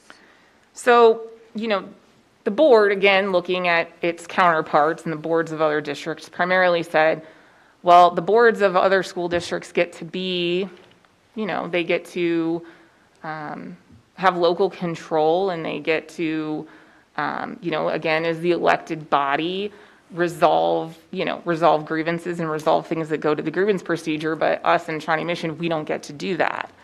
Their second was, okay, so we don't get to do that. That control is gone. It's gone to a third party, a paid arbitrator, a paid attorney.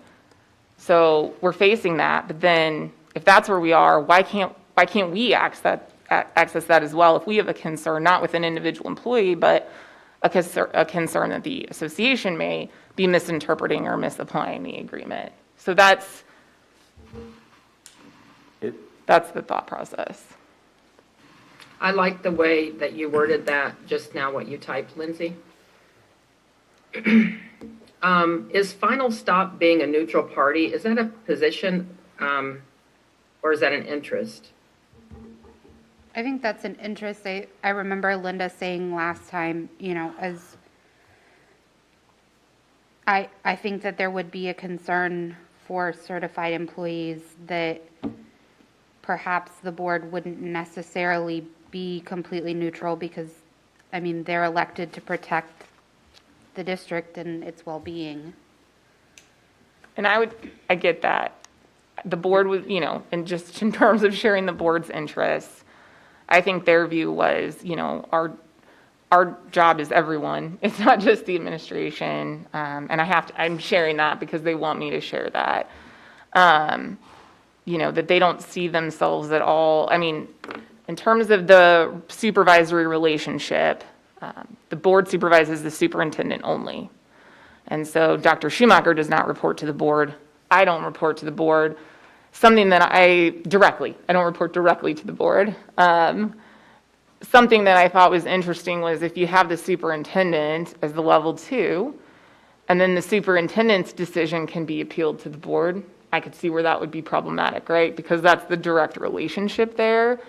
But again, the board did want me to share that is not, they don't view themselves as protecting any one group's interests. Their job is, overall high-level operations of the Shawnee Mission School District, and that includes making sure that there's fidelity in the way that the negotiated agreement is, operated. Linda, I know you had said you were going to look at historical, kind of how long the grievance procedure had been in place and what it looked like. Do you remember any of that? Kevin did some look on that. It's gone back. Do you remember what the year was? 1979. Arbitration in there the entire time, in some form. And it has changed over the years how the arbitration part works, but it has been there since, I think, the inception of the contract. And I'm going to wait till we discuss But I will come back and address that. The board is a neutral party. Well, When so the where time you've is right. got I don't want to get in trouble for not IBBing properly. Oh, yeah, that's already okay. failed, so And then don't I feel worry. like I'm just asking clarifying questions under interest. Uphold protections that were fought for. I'm assuming, I mean, I'm neutral, but I'm assuming from my union background that one of those is that final stop or the access to a neutral party if needed, right? So whereas usually under interest, where you lack of language, problem solving with no current language, I would say, hey, making the final stop a neutral party, or upholding, protections. That sounds, I would generally push back and say, hey, those are sort of drawing lines in the sand. Those are positions. But I'm going to not say that under this topic because those are interest under current language. So I'm okay with those being there. I just sort of clarifying.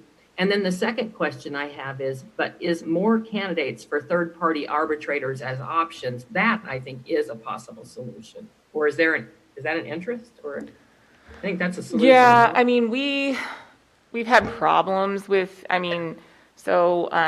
right now we look to the AAA list, and that's a national list. There's not a ton of attorneys on there. They're very expensive sometimes. And not all of them, there's attorneys on there that don't have Kansas experience that neither side would know anything about in terms of trying to pick some to choose from, and that don't even have employment experience. And so I did a little bit of looking to try and see that if a solution or a TA that we come up with retains arbitration as the final step, if there's a different, instead of going to the AAA, there is the Kansas federal courts have a list of arbitrators. There is there was another group, but maybe at least so we'd have Kansas FMCS attorneys. has arbitrators that are non-mediators, FYI. Mostly they're retired mediators. Arbitrators act as judges. It's a different skill than. Oh, yeah. Yeah. Yeah, I'm familiar. I'm saying FMCS has a complete different arm that can refer to arbitrators. Yeah. Not people like me, not mediators, but actual arbitrators. So that a lot of them are retired mediators that have become arbitrators, but FMCS does have an arbitrator list you can get and then pay an arbitrator through there. But so I would say that more candidates for third-party arbitrators can go under solutions, not necessarily an interest, right? Is that okay? Yeah, and I just looked up. I see that FMCS does have. Yeah, it's not full-time paid staff. They just maintain a list of arbitrators that meet certain standards to be on a list that FMCS will refer you to. It's not folks that work for the federal government or anything. Are they? Would they, Stephanie, be labor management experienced? Yeah. Yes. Just something to know. Yeah, Okay. It's another arm of arbitrators. Again, not federal employees, just a list that you have to meet a certain bar to be on the FMCS list of arbitrators that refer out. And that is a paid service? Yeah, you would have to pay for it. Okay. Okay, thank you. I wanted to just make sure that the interest list was truly interest. It looks like it is to me. And are there any that are missing from here? And then did anybody have any more questions for Rachel? And Rachel, did you still have more to report? I have on an this? interest also of having a contract that's ratifiable.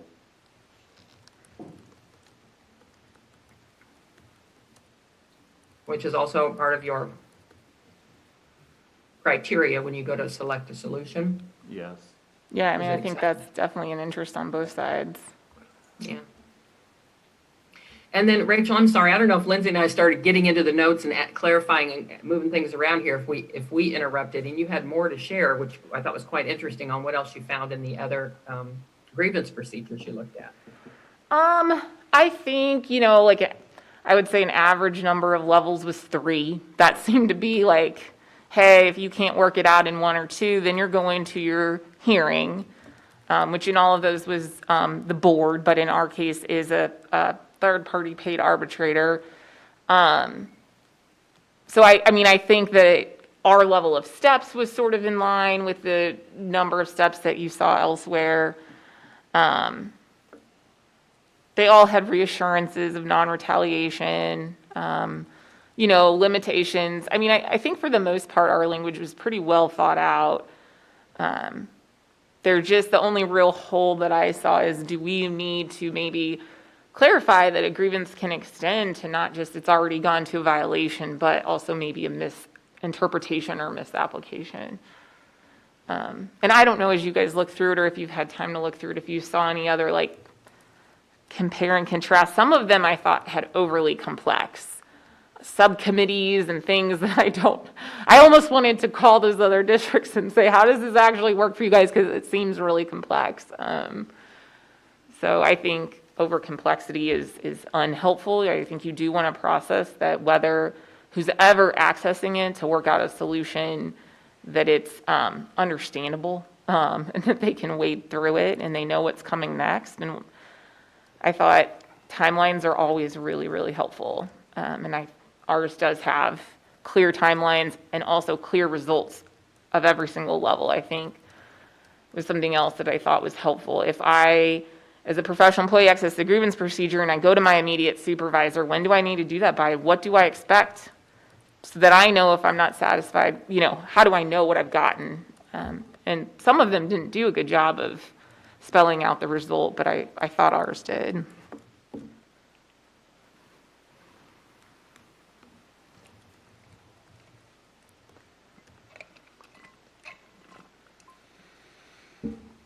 And I know you all, your grievance procedure, I think you said was page 17. I'm assuming folks have had a chance to take a look to see if there are specific questions, or anyone that really works a lot of the grievances, even though it doesn't sound like you have a lot, it's quantity-wise, but it sounds like, Linda, Kevin, anyone else who utilizes or, the grievance procedure on behalf of the folks that are covered by the contract, if you have any other issues that you might want to raise or anything you want to weigh in here in terms of framing and focusing.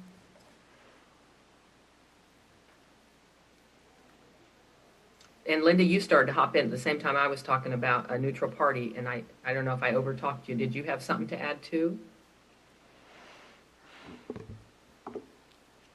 I think an interest of the association is our grievance procedure is the gold standard in the state. I think it's something that shows that there's a respect for the labor management process. And it is something that previous negotiations teams came together years ago to create, to come to agreement to, and to ratify. And I think it has worked well for us for the past 20-some years, because we work hard at that level and we work hard at that level to try to resolve issues before they ever get to a grievance. And we also message that a grievance is a disagreement. It's a disagreement it is a disagreement in many cases in the interpretation. That's why you're filing the grievance. We believe, labor believes one thing, management believes something else. So you have a process. And the fact that we haven't had to go to that arbitrator level, that neutral party level, has played us well. We have had one recent case that went that way, and we needed that because we could not come to agreement. And I think this is just my opinion and my position, but if it would have gone to the board and not had a neutral third party, I think it would have had devastating effects on our relationship as an association with the district that would have had long-lasting effects. So I think in many ways, our grievance process really shows, and believe me, I think every UNISERV director in the state of Kansas is familiar with it. I think a lot of locals aspire to it, because at some point when we wrote this was a level of respect between the Board of Education members who were serving at that time and the association. I wasn't even in the district in '79. I think that was in junior high. But anyways, I think that bears saying. And so, Can you clarify when you say gold standard, I think do you that mean people because are like, wow, look that two sides came together and wrote something that really says, hey, here's our process of how professionally we're going to deal with disagreements that we have, and we are willing to go all the way to a neutral party to have some closure on that. And I don't think the association has abused that in any way. And I think through a lot of work with my predecessors, have really worked through the years to develop a relationship between the association and the district that we have this, but it's something we rarely have to use because we'd much rather, because of our common investment in our district, want to be able to resolve concerns that we have and move on. So I'd be honest in saying this is ripping a Band-Aid a little bit off to me. And I take it personally because I'm the leader of the association right now. But it was agreed in times when our contract was not as robust as it was, and yet we came together, the association and the Board of Education, to add this language to our agreement. Linda, is it okay that I try to restate these in some terms? I appreciate you sharing that. That was really, I think that's really insightful. I think that I'm going to try to restate these in some terms that I think are very neutral. And, one is that you are part of a larger organization in your state that has standards. And so I would say an interest you're expressing is you have led on grievance standards and you don't want to undercut standards in your larger organization, right? So maybe an interest is to not go backwards or undercut standards. Yeah. And then I would also say that you view it, perhaps, and you're speaking on behalf of your organization, as it's a professional process that has served you well, you meaning the parties. So, to be sure and not fix something that's not broken. Would you say that's kind of what you're saying? Very well said, thank you. Probably more succinctly than I said. No, I just want to, this is a complicated one, right, guys? This is where you start to get into values, right? A union or an association value of a strong grievance procedure, can be construed as very draw a line in the sand, or if it's value-based, that you're digging in for no particular reason. I'm just trying to word it in a way that is an interest to your larger organization and your history, and that is sometimes hard to capture in IBB. But if it's the truth for your organization, then, everyone's got to hear it. Just like sometimes there will be truths for the district that might not sound good, or that may feel line in the sand. Like, earlier in this list, if you scroll up, where I think Lindsay captured, the district is the elected governing body responsible for decision-making. Sometimes that might rub the association like, well, hey, but we have a union, right? So this is all very nuanced, and I think you guys are doing fine. I think one doesn't cancel out the other. No, I appreciate that explanation on how, the view is of NEA and of our professional employees on having the arbitration as a final step. I think an observation that I have of IBB, and something that I think is sort of interesting and curious, and Stephanie, I'd be interested to hear your thoughts, is that as part of the process, and this is really awkward sometimes, but not on all issues, you're sort of forced to accept that a problem that is shared by one team is a problem for all. And on some issues, that's a lot easier for us to do as a team, right? So if we go back to our previous issue of high leave days, right? Primarily, that's a problem and burden on the administration, but, we also talked about high leave days without inadequate coverage is a problem for the professional employees who are left there to work on that day, right? Work-life balance, that's something that both sides can understand, that in every employer-employee relationship, that's an issue that needs to be regularly visited. I think what's made this issue challenging is that, I'm not really sure how we identify that common problem. What I'm sharing is that the board does not feel like it's a procedure that's working for them, and Linda's sharing that it's a procedure that our professional employees feel like works very well. And so it's just it's like we have to start out and assume that something is a problem for everyone, even if in fact it actually really hasn't been. And you don't do that in traditional negotiations. These are our problems, these are your problems.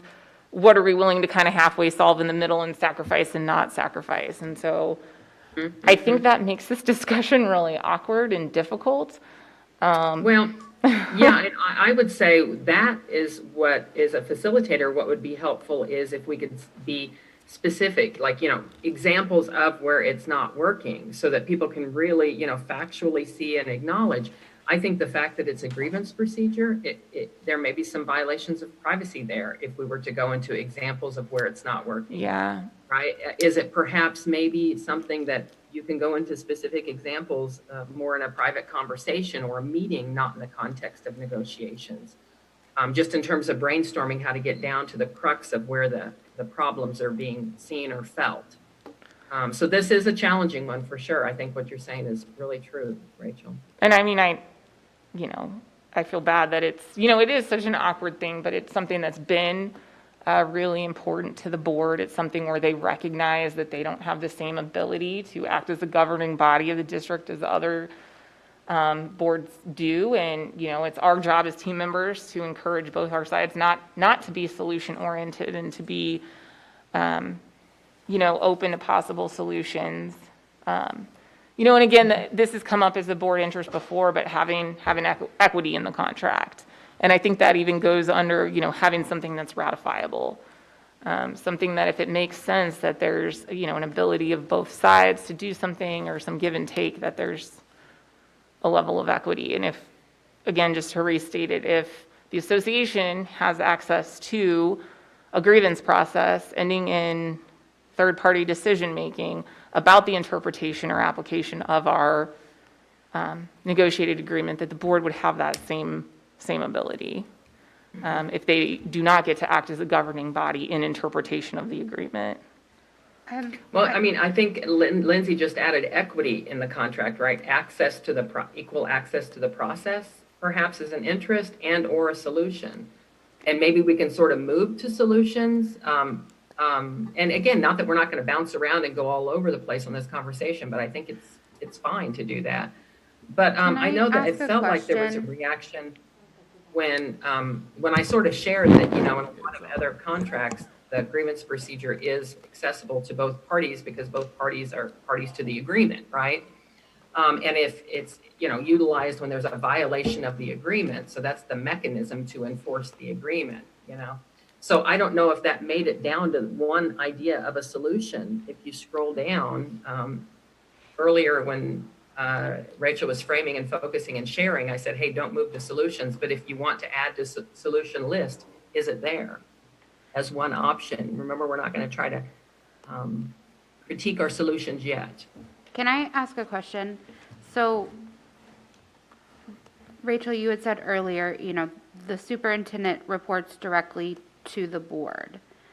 So I guess I'm a little confused in step 2, if step 2 of problem solving is going to the superintendent, in my eyes, I guess, does what the board tells him to do.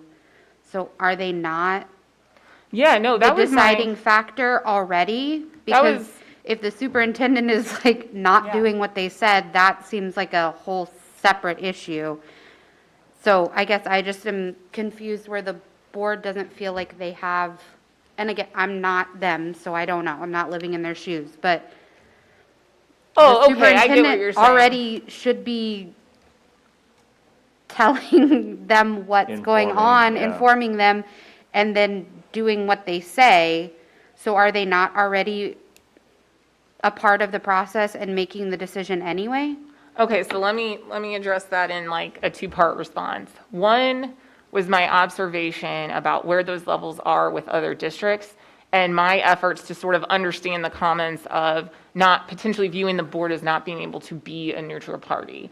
So as I was going through those agreements, one thing that I noticed is it's very common for the second step to be the human resources director, the assistant superintendent of human resources is the second step. And I sort of had a light bulb go off about, well, that maybe helps to resolve a concern if you have that as the middle step, that the board would feel some pressure to just affirm the previous, step, because the relationship is between the superintendent and the board.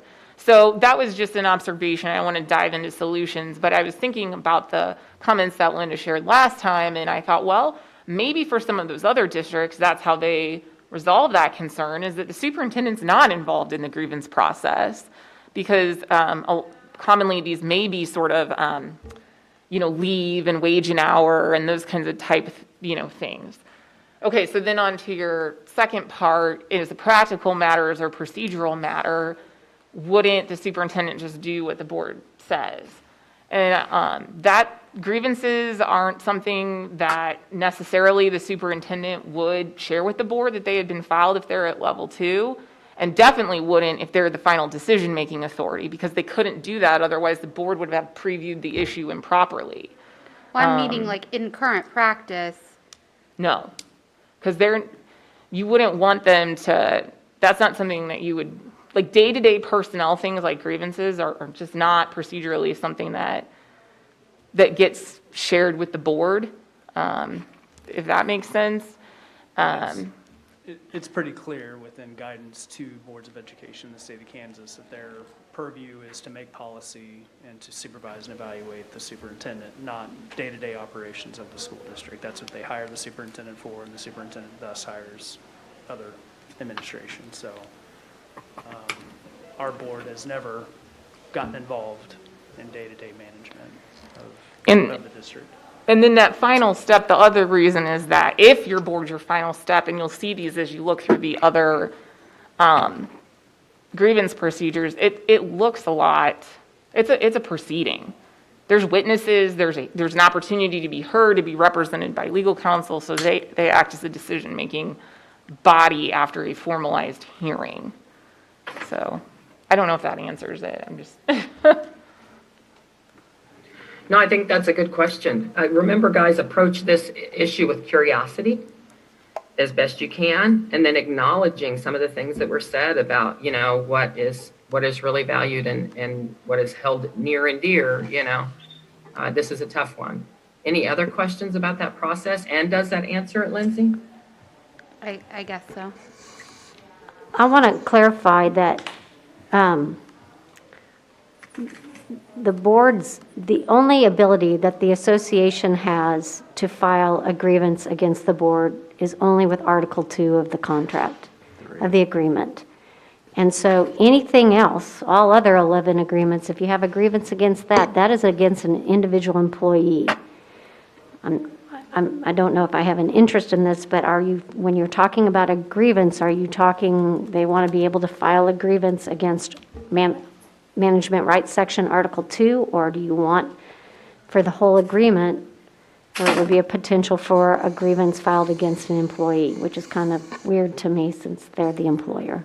Right, we wouldn't, I mean, that kind of goes to my comment to Jay earlier. I think it would be the ability, it would not be a grievance against an individual employee. It would be if we think that there is some misinterpretation or misapplication or as a potential mechanism to avoid a prohibited practice. That in lieu of doing that, you try and resolve it through whatever would be the appropriate levels with NEA-Shawnee mission, and if it can't be, then use of an arbitrator as opposed to going to the DOL. Because I'll just tell you, what I often hear from the board is, isn't there something short of that? Like, we don't want to file a prohibited practice. That's awfully combative. That's awfully aggressive. We don't want to do that. But we don't have that mechanism right now in the P&A. I know, and it's hard without specific examples, because from my end, it looks like there's an issue that's theoretically there that the board wants to specifically punish for. I mean, that's what it feels like for me. No, there's not a specific issue. It's just that like I said, it's a contract has rights and obligations on both sides. And so there are certain things throughout the agreement that the association agrees to do. And there are certain things that the board agrees to do. So I guess I keep going back to like, we're trying to fix something that maybe isn't actually a problem? Like, if there's not any problem that's needing to be solved by this, other than like, we just think it needs to be changed? The board's concern, initially raised with, we don't, as I shared, we don't have, our counter districts in the state of Kansas, they are the final stop in those grievance procedures, and they, have local control and manage those things. But then also, we don't have an ability or a mechanism. There have been concerns, and I don't think it would be helpful to the discussion to, highlight them or raise them, and there may be confidentiality issues, like Stephanie said, where there's been concerns about interpretations of the agreement, and there's no process Okay, so for that's vetting hard, that out. that's hard if, I think that's an exaggeration. I think there's been one instance. It's And- not related to the arbitration that was, I know. don't want it to appear that way. But you're making it sound like we've had multiple instances where the association, the board feels like they have a grievance against that. And if that is, that has not come to me. I only know of one besides the arbitration. And And guys, I want to say that, try to take each other with good intention and at face value, right? This is what I'm hearing. I'm hearing there is a desire to have a proactive way to address issues without going full on prohibitive practice direction. And there may be some issues that have made the board think of the need to do this, and maybe all those issues aren't known to everyone here. Is that maybe correct? Yes, and I want to clarify for the NEA team members that it is not as if the board or the administration has highlighted multiple times over the past several years a concern at all about either the association or individual members about how they have interpreted the agreement. And by the way, I'm not an expert on prohibitive practice in any way, shape, or form, but I have a question. On the IBB issue statement form, you all use the FMCS one, or you've developed your own? Who has one they can just screen share really quick? The IBB form is the FMCS one, we just put our logos on it. What are those 4 boxes across the top?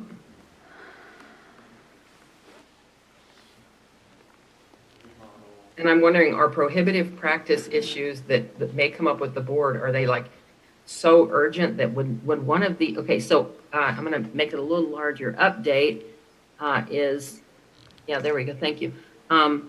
Housekeeping or compliance.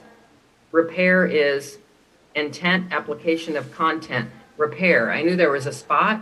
So update is more like, oh, this language expired. Oh, this was only related to, oh, this language talks about something that doesn't exist anymore. Oh, we took B out and we didn't fix it. Oh, there's a typo on this. I think repair is like, hey, this language has been problematic, or there's missing language, or the application of this language needs clarity because we're running into trouble with the application of this language. Well, and it's marked as, Remodel is brand new or bargaining different language, right? So, I mean, is there any way, have you thought about this team being a group that could see things maybe of the nature that Rachel's, the board's concern is? Could it be something where you can use perhaps an IBB issue statement or something that triggers a meeting or a discussion about the intent, application, or clarity? Does it get any juices flowing? And I don't know this is the answer. It's just something that's bubbling up for me. You mean you having the board use those different categories? Well, no, I think, Rachel, are you talking about the board's main concern would be intent and application? No? And I may just don't No. understand. it's marked as remodel. Yeah, I think she's saying that the board's. No, I'm not interest- talking about, you could have brought up a blank issue statement. I'm sorry. What Oh, I'm this saying is the actual The issue IBB process statement. itself allows for space for either party to flag for the other party that, hey, there is some confusion about the interpretation or the application of this language, and it is under that repair section. Or is what you're talking about, Rachel, larger than just intent and application of language? Yeah, I think it's larger. I mean, in Okay. really basic terms, the board does not feel like the grievance process is something that has worked for them. Again, it's not something that they, I don't think a recent board, as Linda expressed, has gone through. But they had disappointment in the efficiency of the process and the fact that they didn't have the ability to access it. And in the fact that they're, again, like their counterparts, not able to be the final decision maker. So just overall, it was, this just doesn't seem to be equitable. Okay, and Lindsay, thank you for sharing that. Yeah, I was just saying, like, is the IBB process something that even that forum gives the arena to target in or drill down on areas of disagreement in the contract? So it was just a thought. Who's screen sharing? Me. That's Lindsay. Can you go back to the other? This? Yeah, and zoom in a little, please. On the issue focus.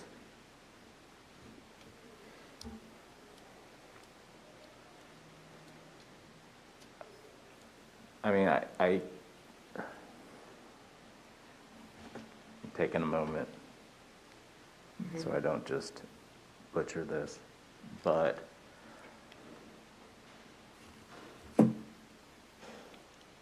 yes, there's an issue, but to the best of my knowledge, it's not the association's, like, why it's taking so long. That, to clarify, that was because, you have to find an arbitrator, right? You have to go through and vet. Trying not to rip off Band-Aids or dive into sore spots, that comment doesn't go to the specifics of that arbitration proceeding, but just overall having that as your final stop, right? That you have to find an arbitrator, that you have to, we have them that are nationwide, that aren't in Kansas, and going through that rather than, and find time on the arbitrator's schedule, because you're at their control and when they can hear things, versus if your board is a final stop, it's a free process, and it usually is like 10 days from the level 2 decision, and, you notice the meeting, you get together, you share your witness lists. That's what that interest goes to, or issue focus. I think the elephant in the room is, this is too fresh. From what we come after, from your focus, your issue focus, which is the 2018-19 matter. And quite frankly, we don't see the board as a neutral party. We're not there. And so that would be giving up some balance of power. It would be giving, not even power, your voice. I think that goes to a solution, and the board is, we can just absolutely open to that discussion when we get to possible solutions. I don't want it to appear, and I apologize if it has, that there's only one possible acceptable solution here, because there's not. That's appreciated. And guys, IBB doesn't make everything just kumbaya, right? You guys have made so much progress, but there are still, things that probably just aren't crossable in the IBB. And perhaps a couple of these solutions are some of those right now, Okay, so Lindsay has got solutions shared on the screen right now, but before we jump into that list and perhaps remove or add to, and I don't know that we resolved this today, guys, you only have about 15 more minutes, and I do want to actually be able to have John share the document that you guys will be able to use in your economic teams. But was there other homework assignment that was out there that can come back next time, and then we pick up next time on grievance procedure again? We just had like 5 minutes of sharing out from 3.22, the PLC issue. But I mean, Oh, I'm sorry, real quick, other homework assignment on this, Oh, Lindsay sorry. document. That's okay, you're good. You got it highlighted, homework No, I on don't there. think Was there is, but I think this you're is right. from that we last got- time's notes. I'm just, rather than Okay. copying and pasting it into the new one, I've just been adding on. Okay, gotcha. And I appreciate that. Yeah, I don't know if Okay, we'd be so able in to go terms 12 of the minutes grievance with solutions procedure, and- does anyone, do we just want to sort of let this conversation sort of sit now? It feels like maybe a good stopping point on this, knowing that it's still not resolved, but we know we have 2 more sessions. Is it okay to sort of just turn the corner now and sort of reset, make sure everybody knows who their economic teams are, which is shifting gears here, and then kick it over to John to share this tool that he's put together, similar to what you used last year to do your economic work? Is now a good time to kind of shift? I know Linda had asked, in terms of homework on this issue, we need a better idea of what you're talking about, what is it that you mean? And I didn't want to put together like any specific language or anything because I don't want to come to this team with any specific proposal. But as I researched grievance procedures and negotiated agreements, where arbitration is a final step, I did find, and I would be happy to share, what I thought was some really good like problem-solving language in grievance procedures that allow both parties a mechanism for resolving concerns about misapplication or misinterpretation of the agreement. And a lot of times that language would read things, and I just jotted down notes as I was reading through them. This provides to the 2 parties to the agreement an opportunity to raise matters of concern, to resolve at the lowest, informally at the lowest level possible. And so that was the kind of language that, again, I didn't want to come with a proposal, but there's lots of good examples out there where it's a mechanism that both parties can use to resolve concerns, and I'm always happy to pull samples of that too. I just didn't type anything up because, again, I didn't want to jump any steps. And I think your suggestion's a good one, Stephanie. I think we have beat this up quite a bit today and probably at a good point to shift gears.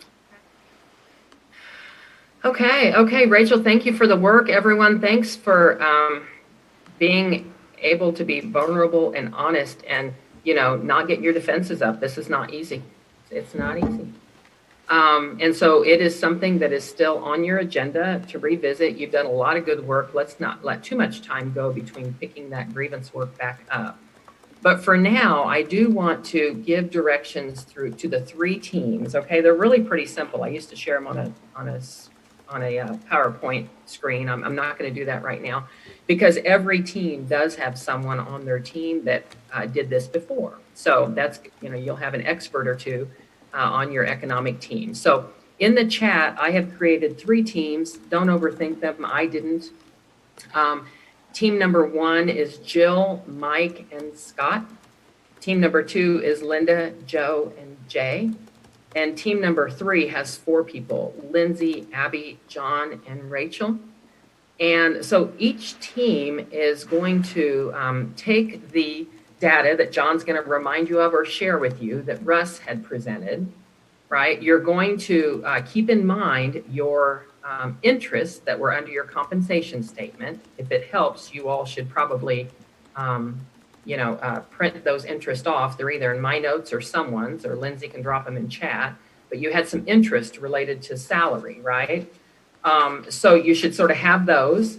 And what I want you to do is, as a team, you may do it today, and also have sort of a meeting amongst yourselves separate from here as a group if you want. Or we may allot more time when we're together again for the groups to break out.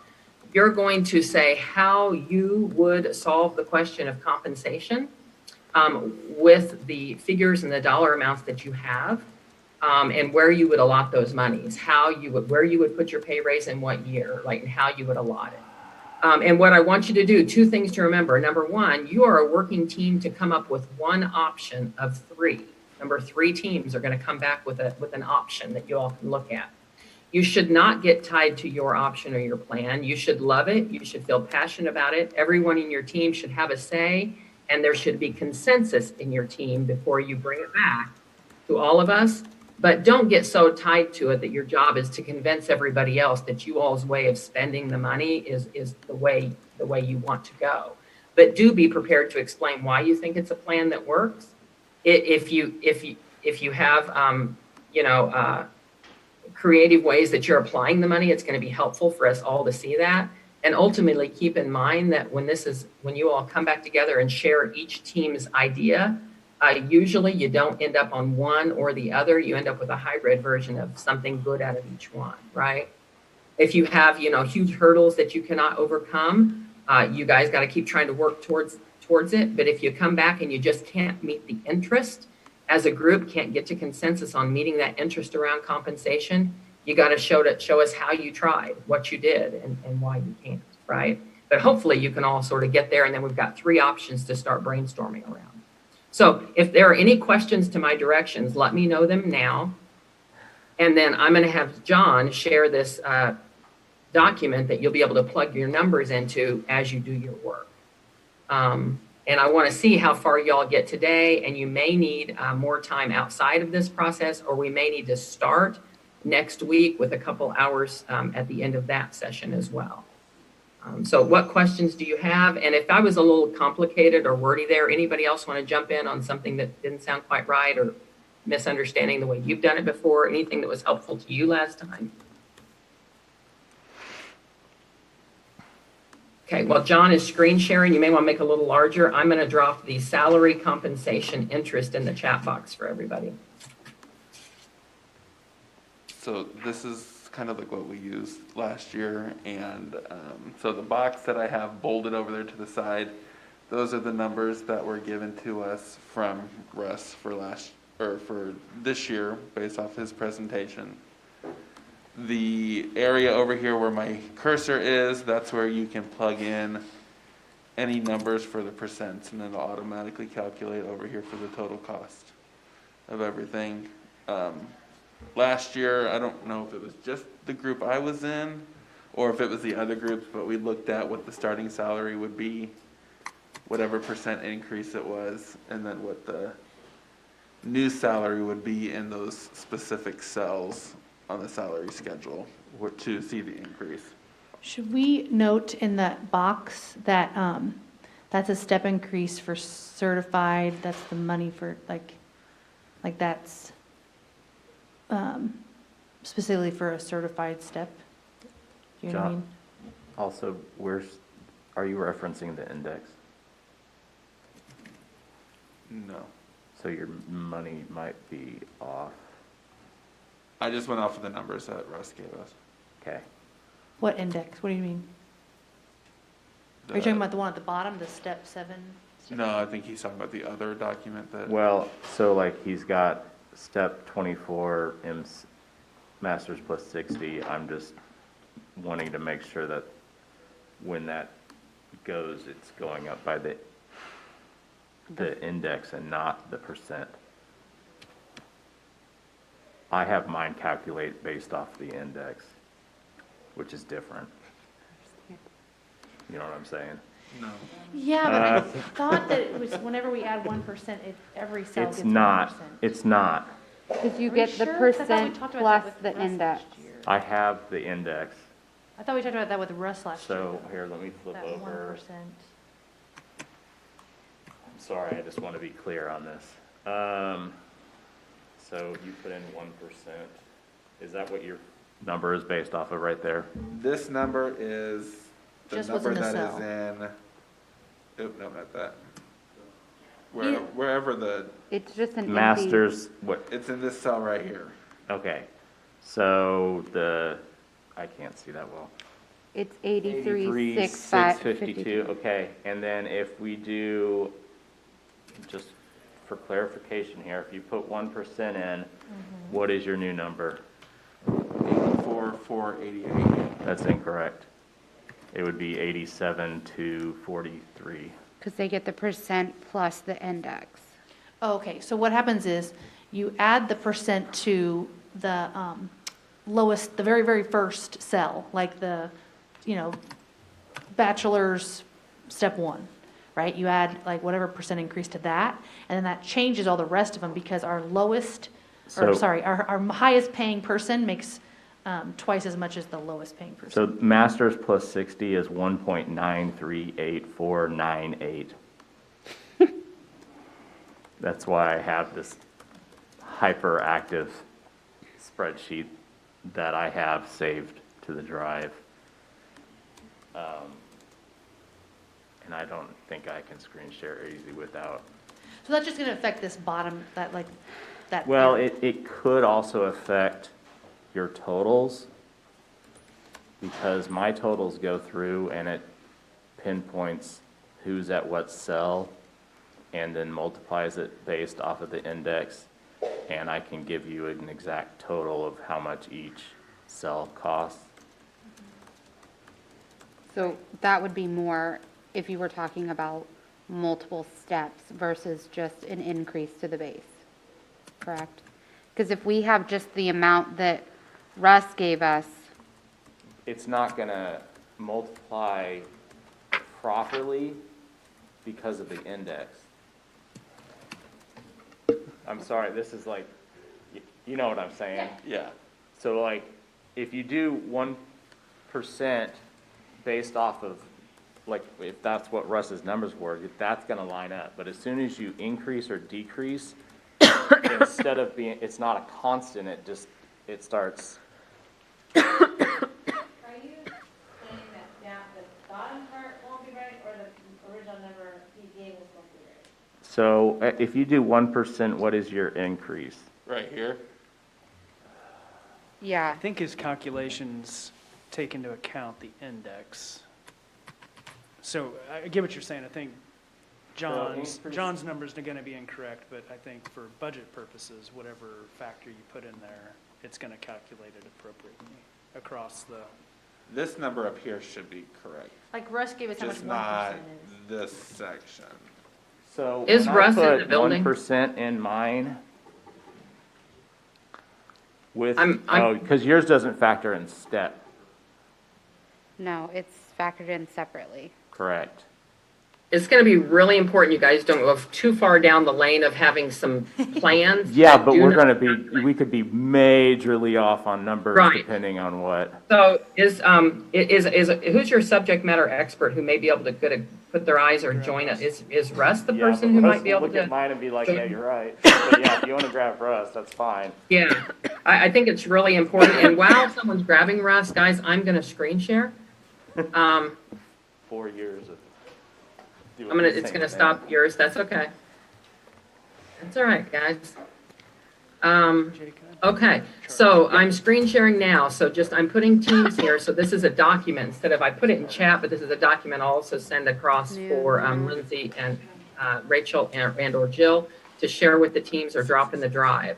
So a couple things. Number one, here's your teams. By the way, if you want to make it fun, name your team. I don't know if you did that last time. You have to give your team. For when you report Awesome. back, right? So here were the interests you all had. You want to remain competitive, the ability to recruit quality teachers, honor and reward teachers, maintain a balanced and responsible budget, comply with policy, and then I wrote DBB. Okay, and then I'm putting here, who are your subject matter experts all teams can access? We know Russ is one, but that's something for y'all to think about. If you're trying to do something, and you need answers, who do you go to? Everyone should know that. And then these are the things that were on the association's issue statement on compensation that I don't want to shortcut. It would be important that we hear an explanation on each of these at some point sooner than later. And it's not today, but I still think your team should get together just to get your head around the tool, to sort of, talk with each other a little bit. But at some point sooner than later, we do need to hear some framing and focusing on the idea of perhaps BLT compensation. Another thing that was on the association's issue statement form was instructional coaches. I'm just using the phrase I copied. I don't know if I got that right. And then there's been on and off discussion around teachers teaching six. So at some point, and maybe first thing we do next time we're all together, we need to hear an explanation of all three of these. A little bit of interest so that the three teams can consider funding any three, any or all of them. Can I ask? But I don't a think go ahead. question? So I know we have about 2,100 in the bargaining unit. How many of those are secondary teachers? Like, Good question. is it 50, like, That's pretty close. I don't know. Give you a I know that that's calculation. something you'd have to look at. I can get you pretty close. 1 second. And I think one good reason to ask that is because if 50% of our secondary teachers will be teaching 5 next year, Yep. kind of getting an idea of how many are still teaching 6, at least from my estimate. But by the way, I think this is good. You guys are kind of what information you need, but I do feel as though, and I know you're not going to have a lot of time today, you guys are going to do a lunch and just do initial meetings of your team. And that may just bring everybody up to speed on sort of understanding and initial thoughts. But don't go so far that let's don't go so far in your teams today that you haven't had a chance to consider these 3 things.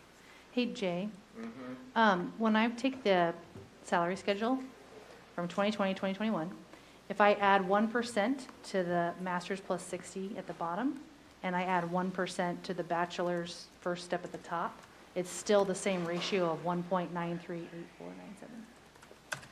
So I don't think adding 1% to each of them is going to change that ratio. Because you're adding 1% of each of them. So what I'm saying is, I think that like adding 1% to that actual salary amount is what we're doing. but if he's It's if we using, added like $100 to everybody's, that's when it messes it up. If you add a percent, then it's okay, keeps her in there. Sorry. Hey, well, I do teach math. So, general education, secondary staffing for next year is approximately 632.5. okay. 632.5 staff. Is that 632 middle school teachers, did you say? High school and middle. Okay. So not 50. Do you know how many are teaching 6? Is that They've where been this is direct- relevant? About half. About half to overall, but some buildings are at different percentages than others. Okay, thank you.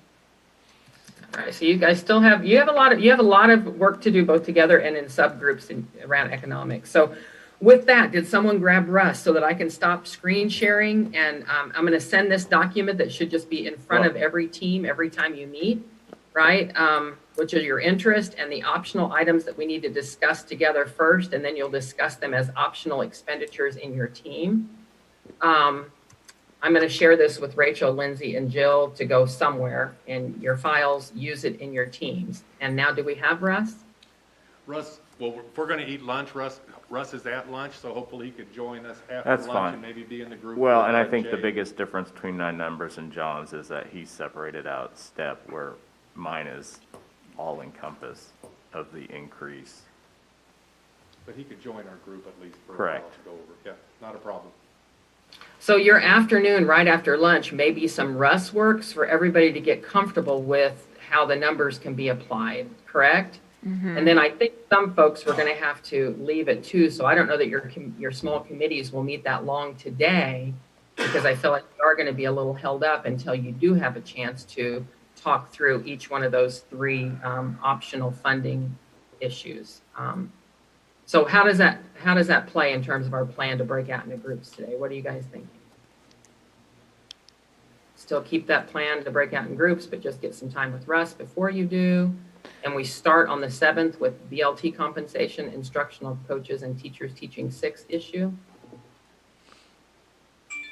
Or try to go today on peeling those 3 things back and forego small groups and start in small groups on the 7th. Are we saying we would, I think that those issues would have to be included in any compensation solution. I would hate to foreclose those because they're not in a possible compensation solution. I think we could talk about them after lunch.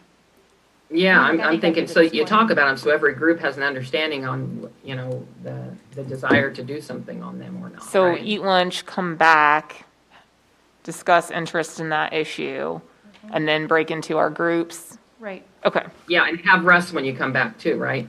okay. Yeah, hopefully. Can we do 12:30? Oh, that's only 20 minutes, 12:40? Can have We longer too, We you don't guys. have our I'm food good. being delivered, we have to go get it, so. 1 o'clock? Okay, One. that sounds good. Yep. Did we say 1? Yes. Okay, all right, I'll see you guys at 1 o'clock.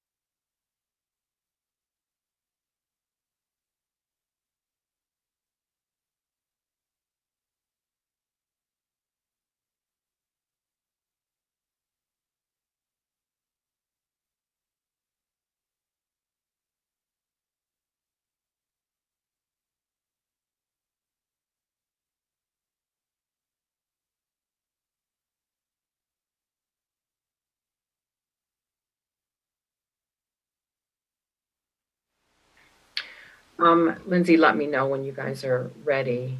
And do you want to start with Russ and the spreadsheet tool? Or if you want to start with the three sort Yeah. of side issues? Or can you put it in chat? Thank you.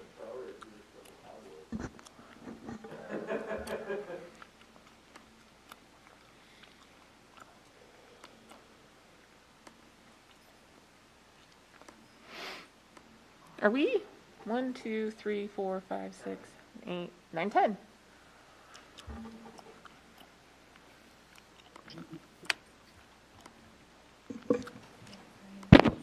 Is Russ in the room with you guys and or joining electronically? I just texted him, he should be here any second. He keeps backing up. I hope it does. Is that one, it's what it does. I just went ahead and filled in everything else that we still need to Yeah, go through. part of it. Just to say no. No, you're right. That's not my deal. I'm rolling at 99 still. He's got a window, 7. Yes, I saw weather reports, it's only gonna be bad at 3, and then we should. Gonna be what? I'm just kidding. I'm like, the weather report's just gonna be bad at like 2 or 3, Yeah. and then by 6, Yeah, I think we're gonna, it's showing a window right now. I know. Are there supposed to be storms tonight? Yeah, and we're supposed to have outdoor graduation. Don't talk about Oh, sorry, yeah, don't talk about it. Oh, saying this out loud? oh my God. That's like almost worse than talking about the Chiefs.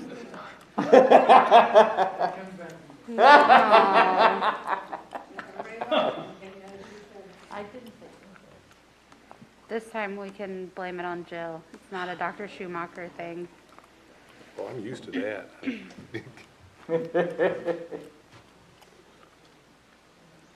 Guys, I think you were going to start with Russ and the calculation tool. So whenever you're ready, just jump in there.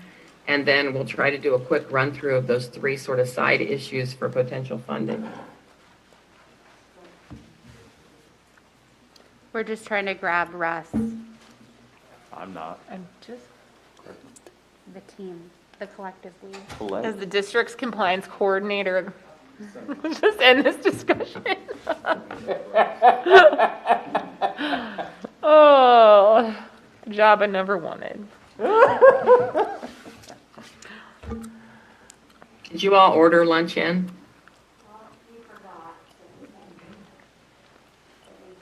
Yeah, no, we had to go out and get it, because, yeah. This morning we thought about it. I can share with you, Russ, if you want. Didn't put an order in. Thanks, Lindsay.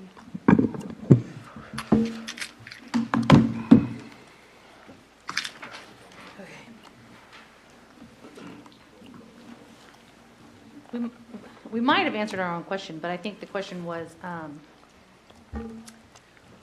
when you gave us the 1%, a cost of a 1% increase to the base, we can just multiply that by 2 to get 2%, and you know what I mean? Like That's it's, correct. yeah. I was confused. I hadn't had lunch yet. Yeah, That's so- what I blame it on.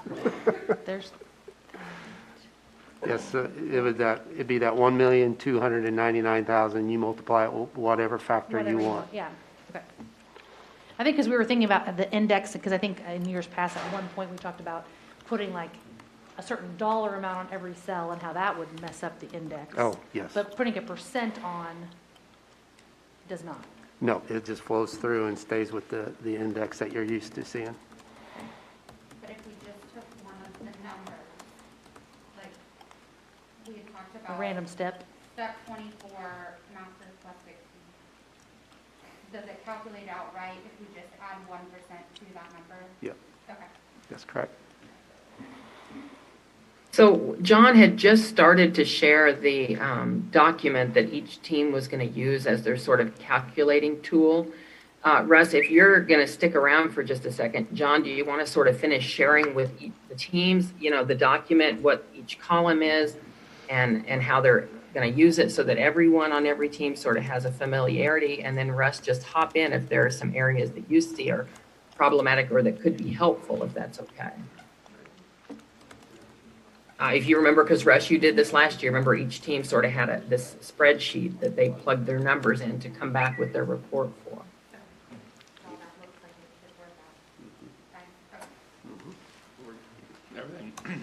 Everything looks okay. It'd be really bad And if then- the math didn't Well, I work can't- out right. I can't see that TV, but it looks. Yeah, I know. And guys, ask questions if you have any of John and or Russ on this.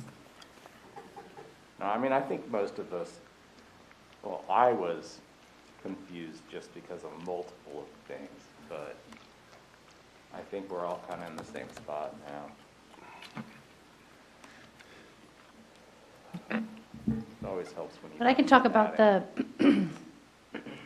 consideration that we had about teachers teaching 6. Yep, That sounds good. consideration was a stipend if someone, for next year, teachers that would still, at the secondary level, still be teaching 6. That was part of our, I don't know if it was a frame and focus, if it was a interest, yeah. Which we know the goal is in the 22-23 school year to have all secondary staff teaching 5. So this would be in the interim. And I think you said, Dr. Schumacher, that there were 652 secondary, and about half of them next year will be teaching 5. Approximately, yes. So that's info there. I think the other 2 things would not necessarily be considerations. Just, on the record, that amount of money, that the 3.9, it feels like that was like kind of just told to us, here's the amount. So, just looking at that, I think the other 2 areas, I think it was BLT and instructional coach, I think those can, I don't know. I mean, I think it's just a look at for another time at some point. Can you define the BLT and the instructional coach topic further? I think that the idea was that there was time spent outside of contract day for each of those. Instructional coaches working additional days in the summer outside their contract. But we can bring that proposal back next year. Right. So in light of sort of where the initial dollar amount has landed with what you guys are working with, are you saying that the BLT compensation instructional coach don't feel like they're a big priority if you're already going to have competing resources? While they're important, they may not be something that you want to pursue this year? Yeah, I think so.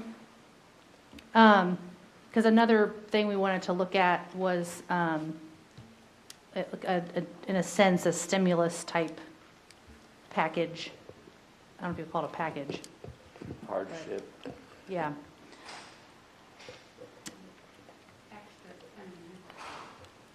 As part of a compensation proposal, because again, I don't want to Yes. leave anything out Right, of our subgroup discussions that might have a monetary thing attached to it. right. Okay.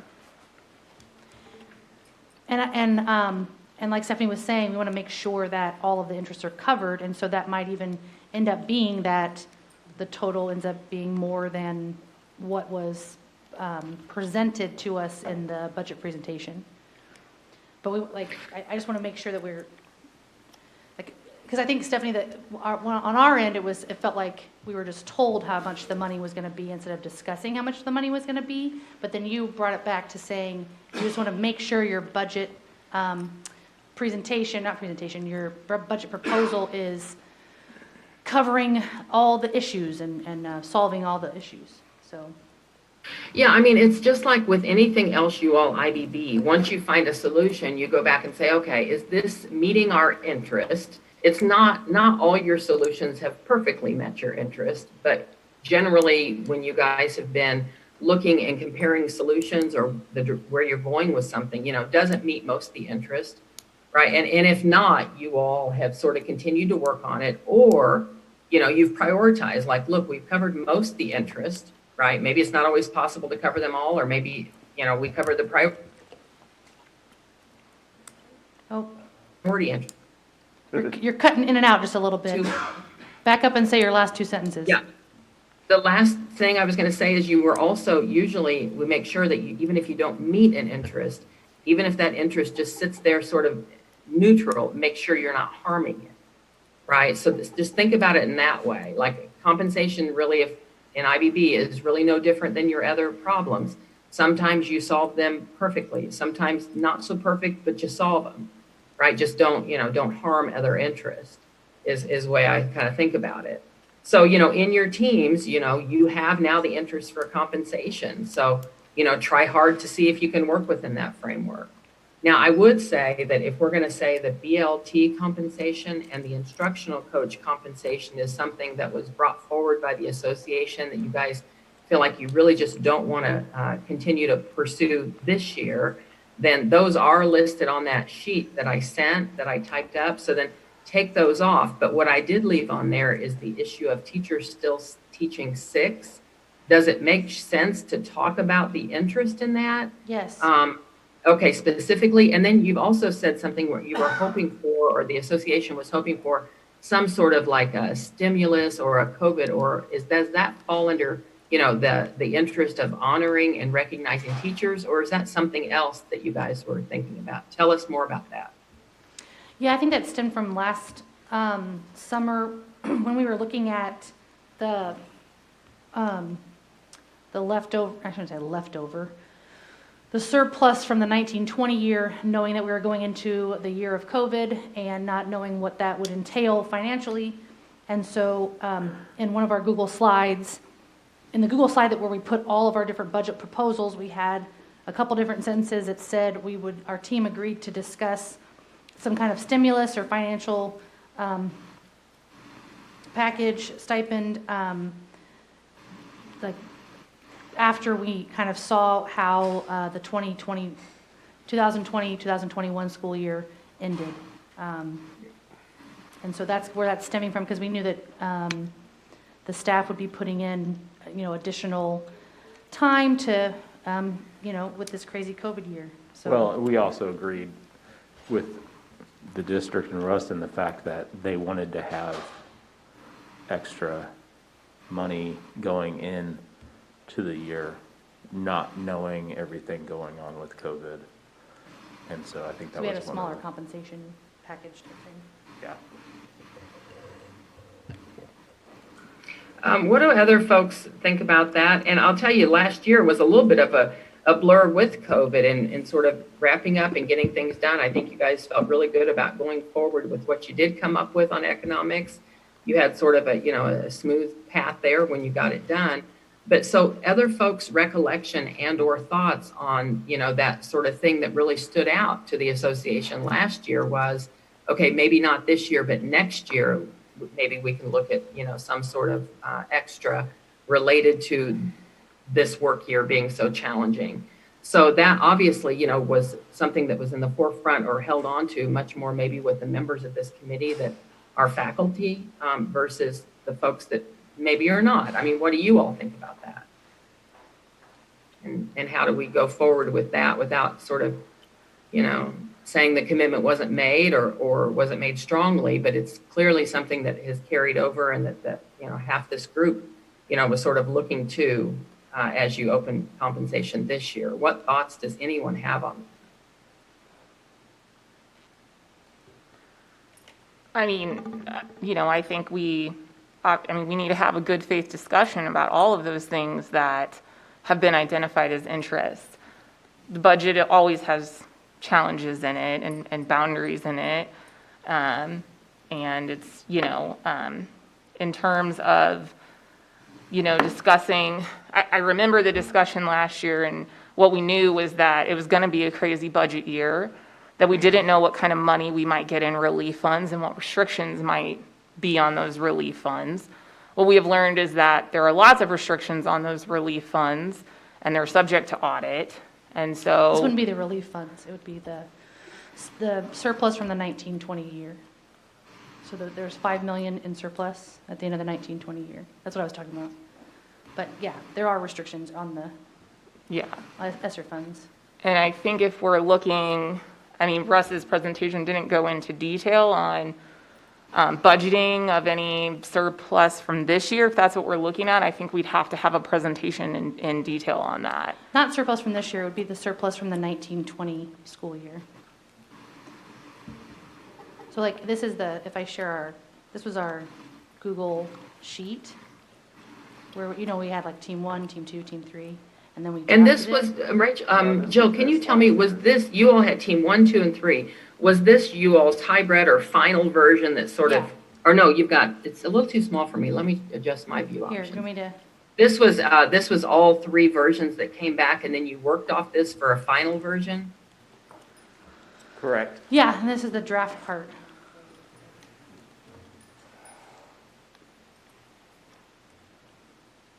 So we wrote potential SM stimulus check, ongoing discussion reopener.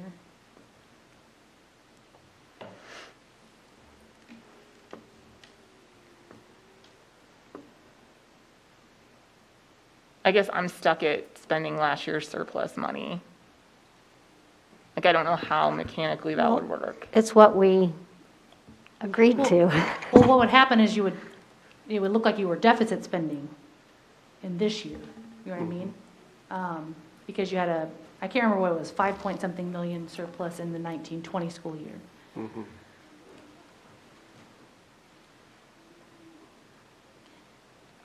Can you tell me, there's an asterisk before that ongoing discussion, if you reshare that, Jill? Yeah. And there's an asterisk before Shawnee Mission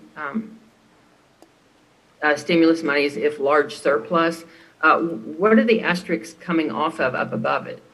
I don't think they refer to anything. I think they're just I think they were like a bullet point. I don't remember the discussion being spending.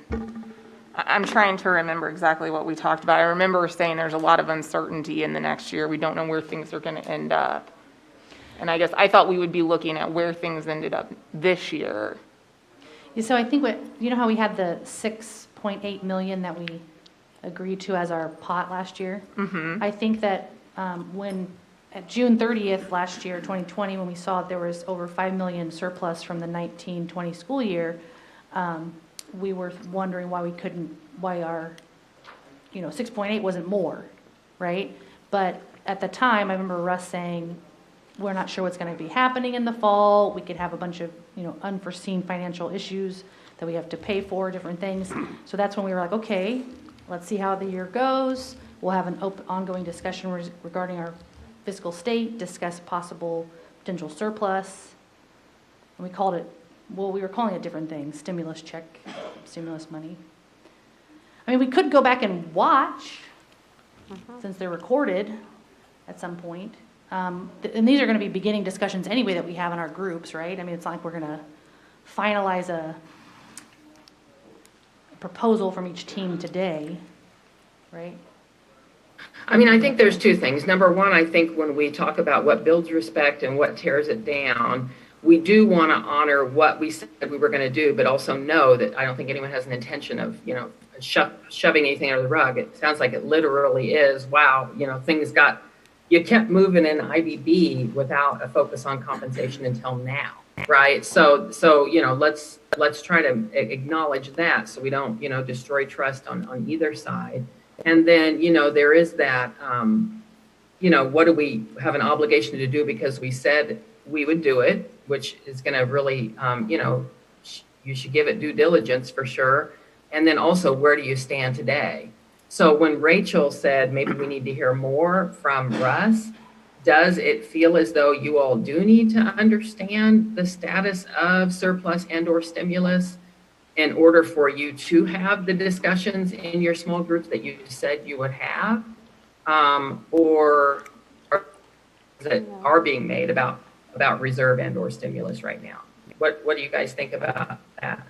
Does it help I to don't know have where we'd more be pulling the information? money from. That's my question. I mean, From the reserves. so that's already, I mean, can you explain where we are with the, Yeah, so basically you're saying you want a stipend out of operating funds for this year based on the surplus that we got from 1920. Right, So that would require us to probably deficit spend, right, because that's sitting in the fund balance. right, Okay. yes. so,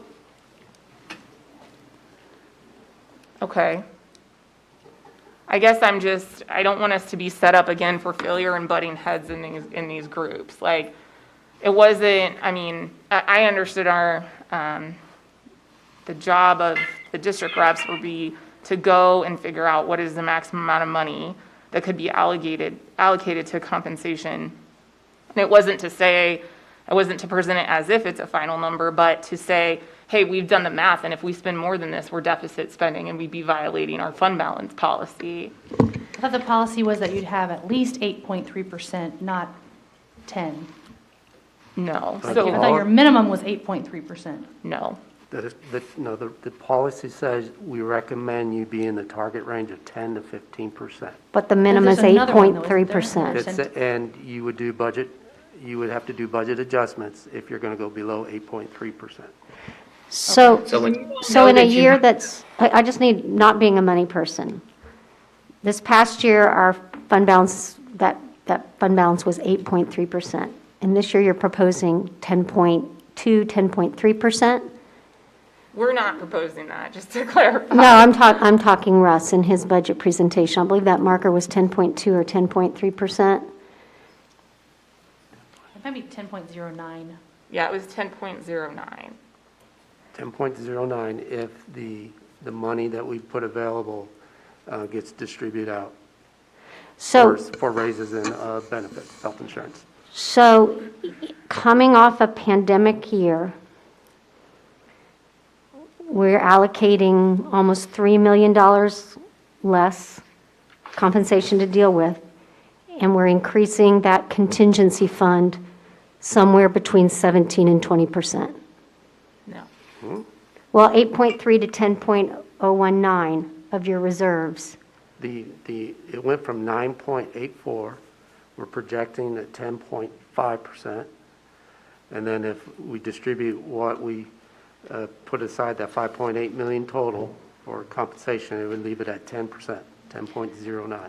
So it I think, yeah, decrease. I think you were looking at, It would decrease. the reserves were like closer to the 8% before the end of the 1920 year, which was still partially pandemic year, you know, because once we got through that 1920 year, the reserves bumped up to 9.84 is 8%. what we ended with.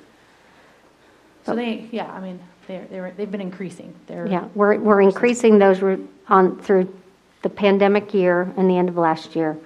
We're making sure that number goes up, and money designated for salaries is going down from So last I'm going to year. bring you guys are kind of coming back full circle where you started last time, where your small groups, as long as the small groups know what the policy is that policy 8.9 or is that policy 10? I don't know. As long as you, know where to get that information and that answer, I think it's important to know that. But also, when you say you're going to have to deficit spend, if this is all the money you have to spend, you need to deficit spend to get to the right number for salary. I guess I would ask, how do you know it if you've not worked in your groups around remaining competitive, ability to recruit, responsible with the budget, and honor work? I don't mean to be naive. Are you basing what you think you're going to need on salary because this is what we've always done on salary? Are you basing it on, that you're not competitive, so you've got to have more? Are you basing it on you're having trouble recruiting, so you've got to put more towards salary? I guess I'm trying to understand when you're trying to get down to the dollar amount that you need to even do the work in small groups, are you basing that just on historical, or the interest? And I thought the small groups would have to really take a look at that themselves. And then if you came back and said, in our group, we said that if we only do this on wages, we wouldn't remain competitive, and tell us why, right? Tell the larger group why. I thought it would be around interest, not what you've done historically. So I didn't really capture, what you've done historically as an interest. I don't think it's about what we've done. A little louder, is that Lindsay? Sorry, Russ and I are sharing. I don't think it's Okay. about historical doing what we've always done. I think it is going back to honoring the work this year. And even though our small groups haven't met, like this spreadsheet's been in here, and I know I've sat down just myself of like looking at even how does the money split out so that I can be informed. And like it goes back to honoring the work, and I think that that's where our concerns are coming from. How do we do that with nearly half the money, or less than half the money of last year, when everyone in this district has done way more work this year than we've done historically? I don't think we have half the money for professional employees that we had last year. Well, last year was 6.6. Was that total for professional employees? Okay. So you'd be comparing on that one. Whoever's talking, if you can talk a little louder. We're sharing mics. So you'd be comparing, on the one slide that I presented to 5.8 you, it'd be 5.8 5.8 million. versus that 6-point number, because that would be the total, About $1 million that's the less. total dollars available for all pay groups and all benefits. So it's like 2/3, approximately. 5.8 to 6.8, so. So mathematically, what is the percentage difference in that? Let me get my calculator.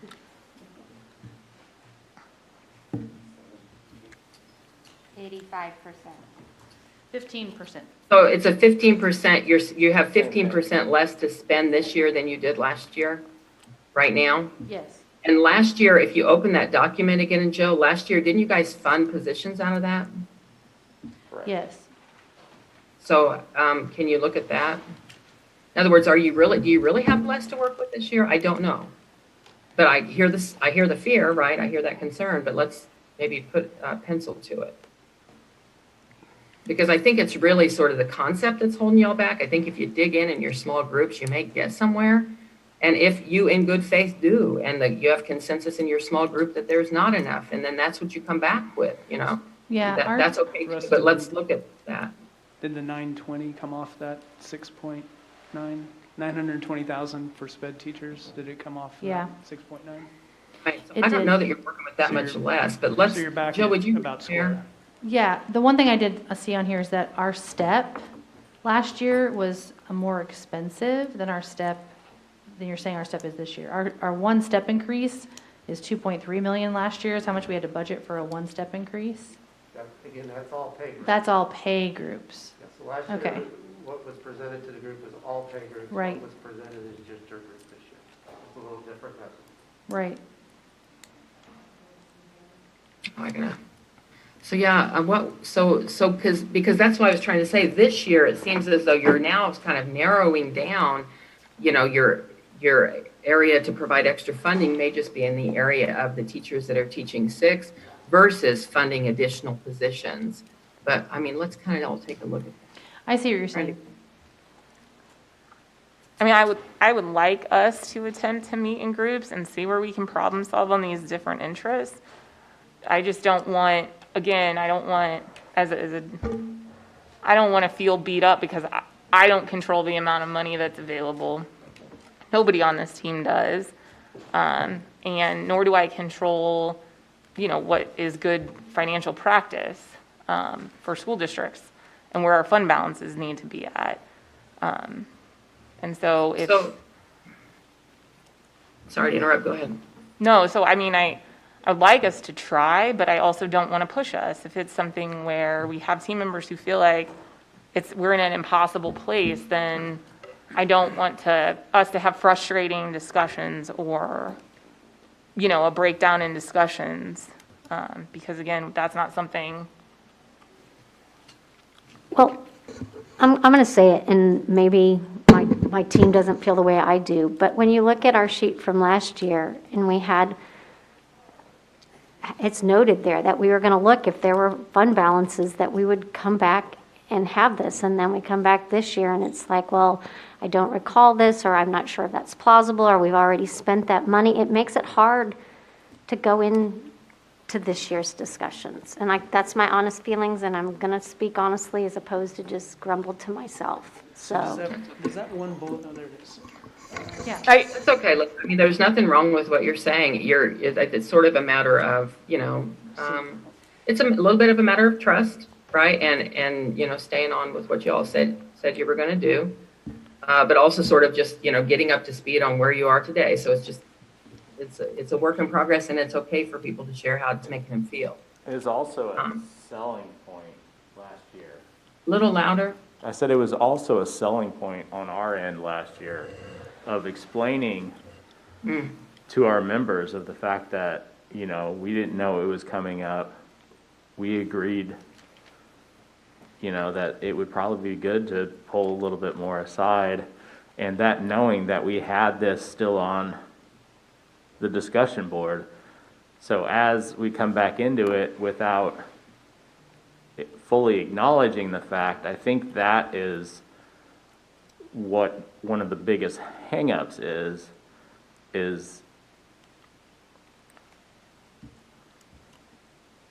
I don't know how to explain it. Just like, I want to clarify because I feel like a little bit like there's some concerns that predeterminations have been made or something. And I want to assure you about what the process has been for the district reps, which has been that the board has been really, really engaged in these processes. They listen to the sessions, they know about the sessions. When we have executive sessions, they ask about the sessions. They are really keyed in and tuned in, and they are well aware of the interests that NEA has in compensation. Those interests were reviewed as the budget was being prepared, and the goal was to meet the IBB question, which is, we knew that there was going to be a lot of asks this year, given that it was a challenging year. And so the work was, again, and I've said this, to put as much money to make available as possible, including, again, major budget reductions, going through the budget, with a fine tooth comb and trying to put as much as we could allocated to ESSER funds, doing things with the ESSER funds that would benefit our teachers and enable them to deal with post-pandemic learning loss.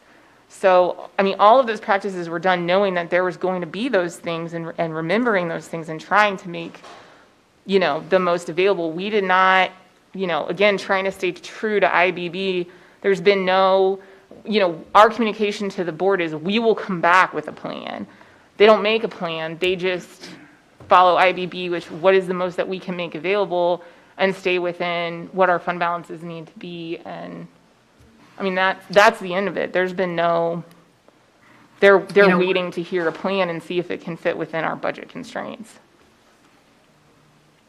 Yeah. And one thing that you all did do last year that was an additional step up front that you didn't do this year is, I think Russ, I believe, went sort of line by line on what money was being allocated in all the areas outside of collective bargaining. And I don't know if that was a step that was helpful, that sort of got the committee, it established a little bit more of a baseline of trust that, what is being spent elsewhere really does have to be spent elsewhere. I don't know. That's the only thing that you all did differently up front last time, that this time Russ's presentation was great, but it was more like very, to the point and very much about, what you have available in big picture. It wasn't sort of line by line. If you remember, y'all did the line by line last year with that caveat as a reminder, you don't negotiate every line. But it was because there was so much distrust around what was available and how the district spent money that you did do that last year. You did not do that this year. I know it doesn't take away what's here in the yellow, what the intention and what the commitment was. I think we've sort of lost track of that commitment until we're here doing compensation. So I am hearing Rachel say nothing's set in stone on that dollar amount. I would like to point out that if you do back off the almost $1 million that went towards new positions, you guys aren't starting with a real different dollar amount here. But I also hear that there's a desire, and it'll come out in small groups, to do something extra around honoring and rewarding work because of the year. So, I mean, if we could sort of just take all that, everyone sort of just knows it without doing anything differently before going into small groups, you guys may still find it very productive to do your small group work and then come back and see what 3 different groups come up with and see where you go from there. What do you guys think about that? I would agree. I think it'd be good for us at this point to break into small groups and have those, start those discussions, and see where we land and come back. Now, I think you are going to have end times today based on whatever your group needs to do. We don't report back today. When we're together on the 7th, do you think it makes sense for you guys to use some of your time on the 7th to do more small group meetings? Because all you really have today is an hour. You may need to. Or was there an intention to have small group meetings between meetings? In the past, we worked on small group outside of that. So come back prepared for that next meeting. Yeah. So if there's people who have to leave, like if a group doesn't get done, they may just have to like connect Correct. virtually or other at a later date so we can be prepared. Okay. And Rachel and Jill, I'm sure you all will connect with me before the 7th to know how you want to structure your agenda on the 7th, depending on how much time groups have had a chance to meet, or whether or not we need to, build in more meeting time on the 7th. And if people come back on the 7th prepared to present from their teams, that's okay too. But how about me, Jill, and Rachel, just check in closer to the 7th and see the progress. Is that okay? Mm-hmm. Yeah. Everybody good? I have to say one more thing, just because I have to. And this is a relationship building statement of if semantically, if it would have come in and it wouldn't have been maybe the excess from this last year is going to textbooks, I don't know. If, it feels like it was one of those like, well, we agreed to this, and then it was forgotten about, except for the one side, and it's hurtful. I think, to me, when it comes up, well, the excess was used for textbooks, even though we had this, and I'm going to say it from our side, this agreement, it gets stuck. And I don't know if there was a different way to think about that, and maybe the textbook and redo it so that it's an acknowledgement of, because I'm saying for me, the hardest thing to handle right now is the fact that that part was basically disregarded. And I don't expect anybody to say anything, I just needed to get that out there. Yeah.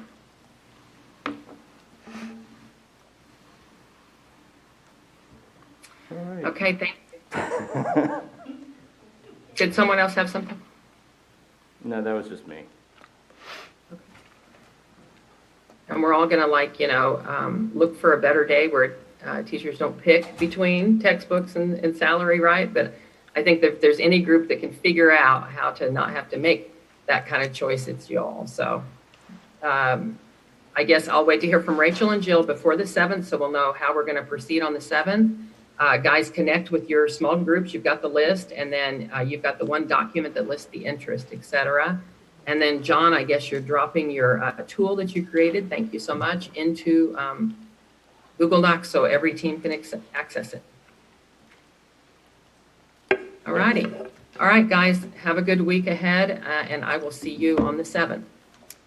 Thank you. Thanks. Bye-bye.